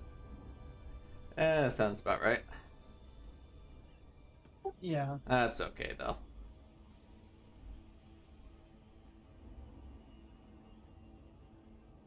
Oh, did I tell you I upgraded my nephew's laptop? Oh, he has one that can actually be upgraded? Yeah, the RAM anyway, and the the solid state drive can be upgraded. Ah. So, I took it some from minimal 8 expansion. gigs to 32. Oh, that's right. You Yeah, you were so- mentioning that the other day. Yeah. I took it from 8 gigs to 32 gigs, and yeah, still didn't fix the problem. No, of course not, because it's a laptop. Like that's a problem right there. I agree. It's also Intel NVIDIA. Yeah, no, That's the problem. yeah, that's the entire problem right there. It's Intel, it's Nvidia, and it's a laptop.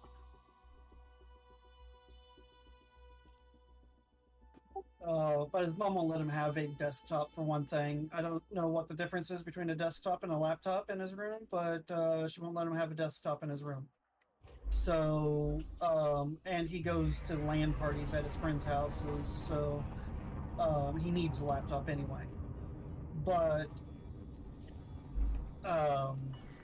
yeah, I just wish I could have gotten him the desktop that they had on sale last week when I was in the store. It makes mine look sick and anemic. And it wasn't that expensive. How much was it? Well, it was on a payment plan, so it was $170 a month. For how many I months? think the final payoff was $2,600 was the final payoff. 100. What GPU and CPU did it have? It had the newest GPU from AMD, the 7000 series, or is that the processor? I can't remember. It's been a while since I looked at parts. And it had a decent processor from what I remember. A couple grades up from mine. R7 variant.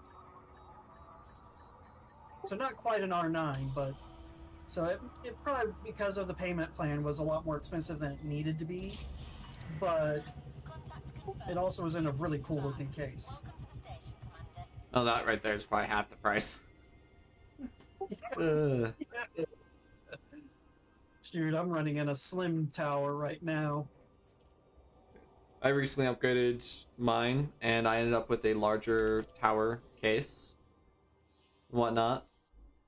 And it's so the desk I have has little shells on the underside to put a tower on. But they're for like a mid tower, you know. Or a slim tower, yeah. Yeah.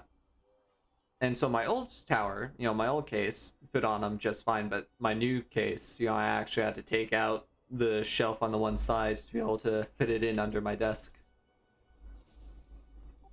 Well, mine's sitting on top of my desk because my desk is a coffee table.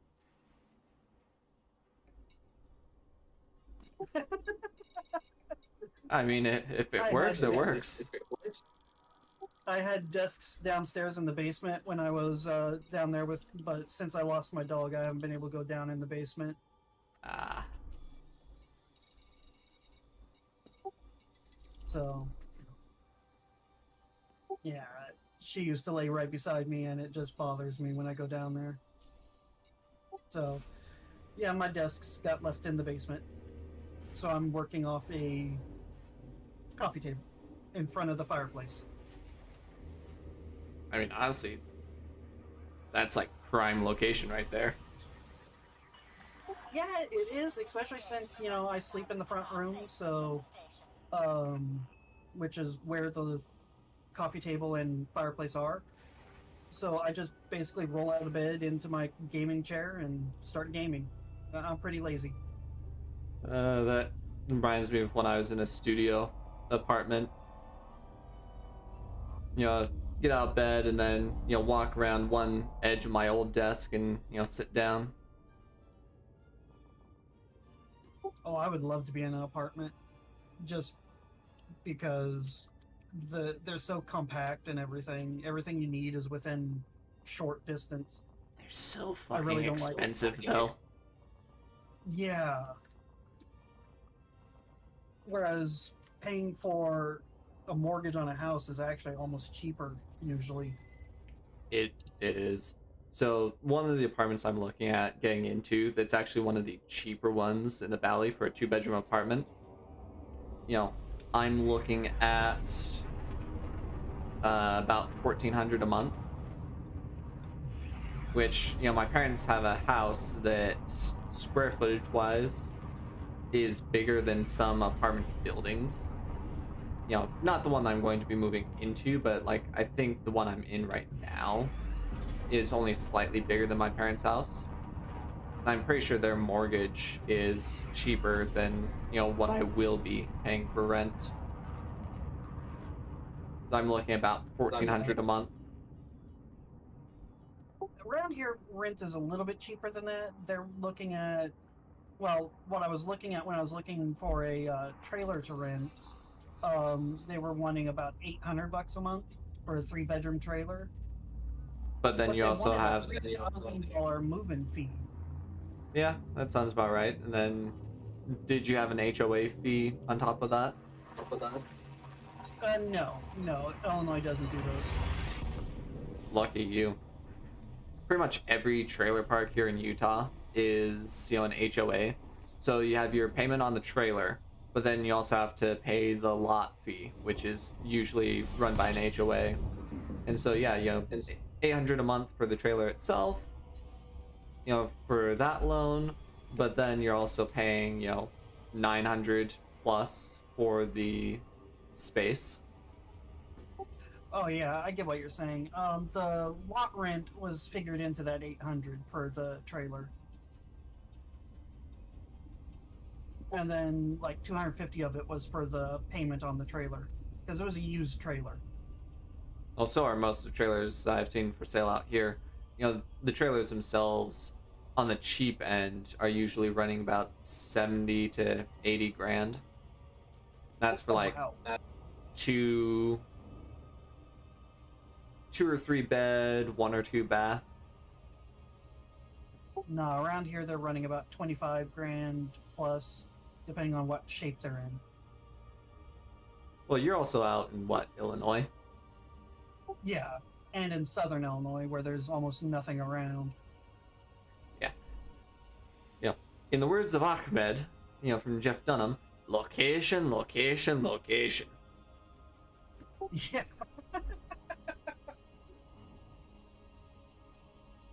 Yeah, no, that's on the cheap end for apartments out here. I'm looking about 1,400 a month, and that's market rent. And that's before counting in all the other fees, whatnot. If I'm lucky, because the property I'm looking at is AMC, so I'll be able to get a employee discount, so about 20% off market rent. The problem is that even with that discount, once you factor in all the fees, I'm back to paying about 1,400. That sucks. Yeah, and that right now that is one whole paycheck, which I get paid twice a month, so that's half my monthly income.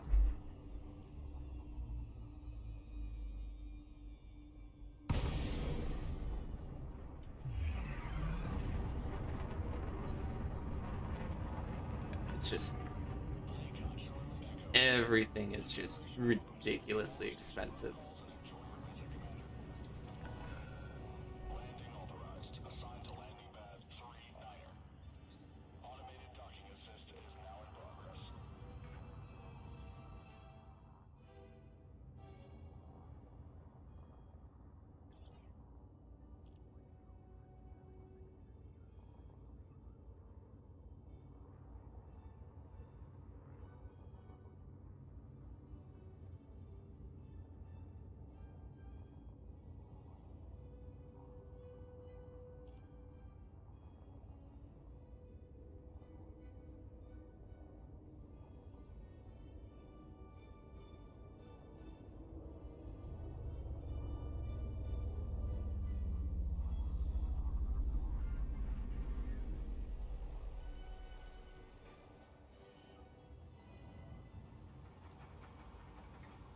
And now Millie has decided that it is time for her to take a nap. She's all nice and curled up.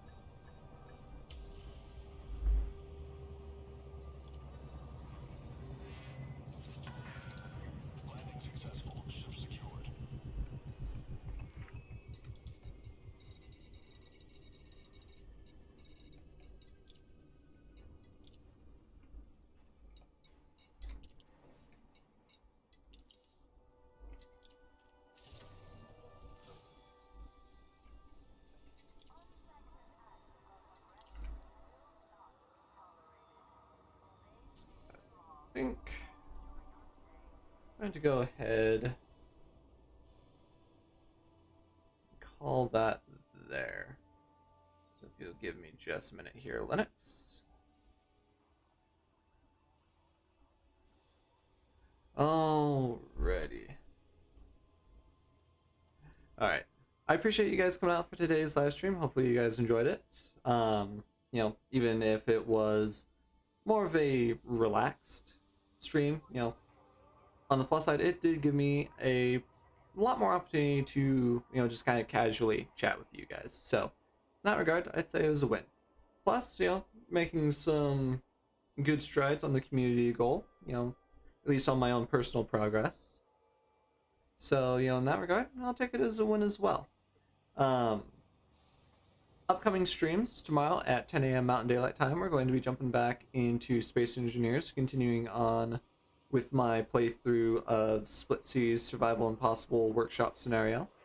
We're going to be picking up more or less where we left off last week and doing some more work on our habitat that we're building down at my iron mine. So we'll be getting a bit more work on that done.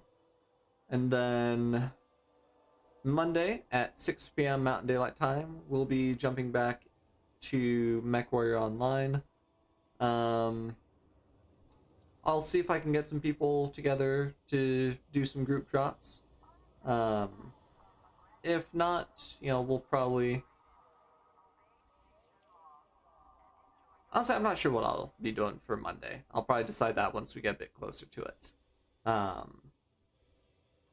And then next Friday, more than likely, we'll have our new subsurface rescue missile. And so we'll probably take that for a spin.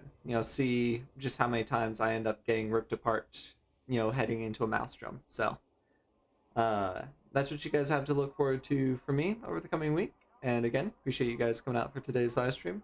And until next time, take care, everyone.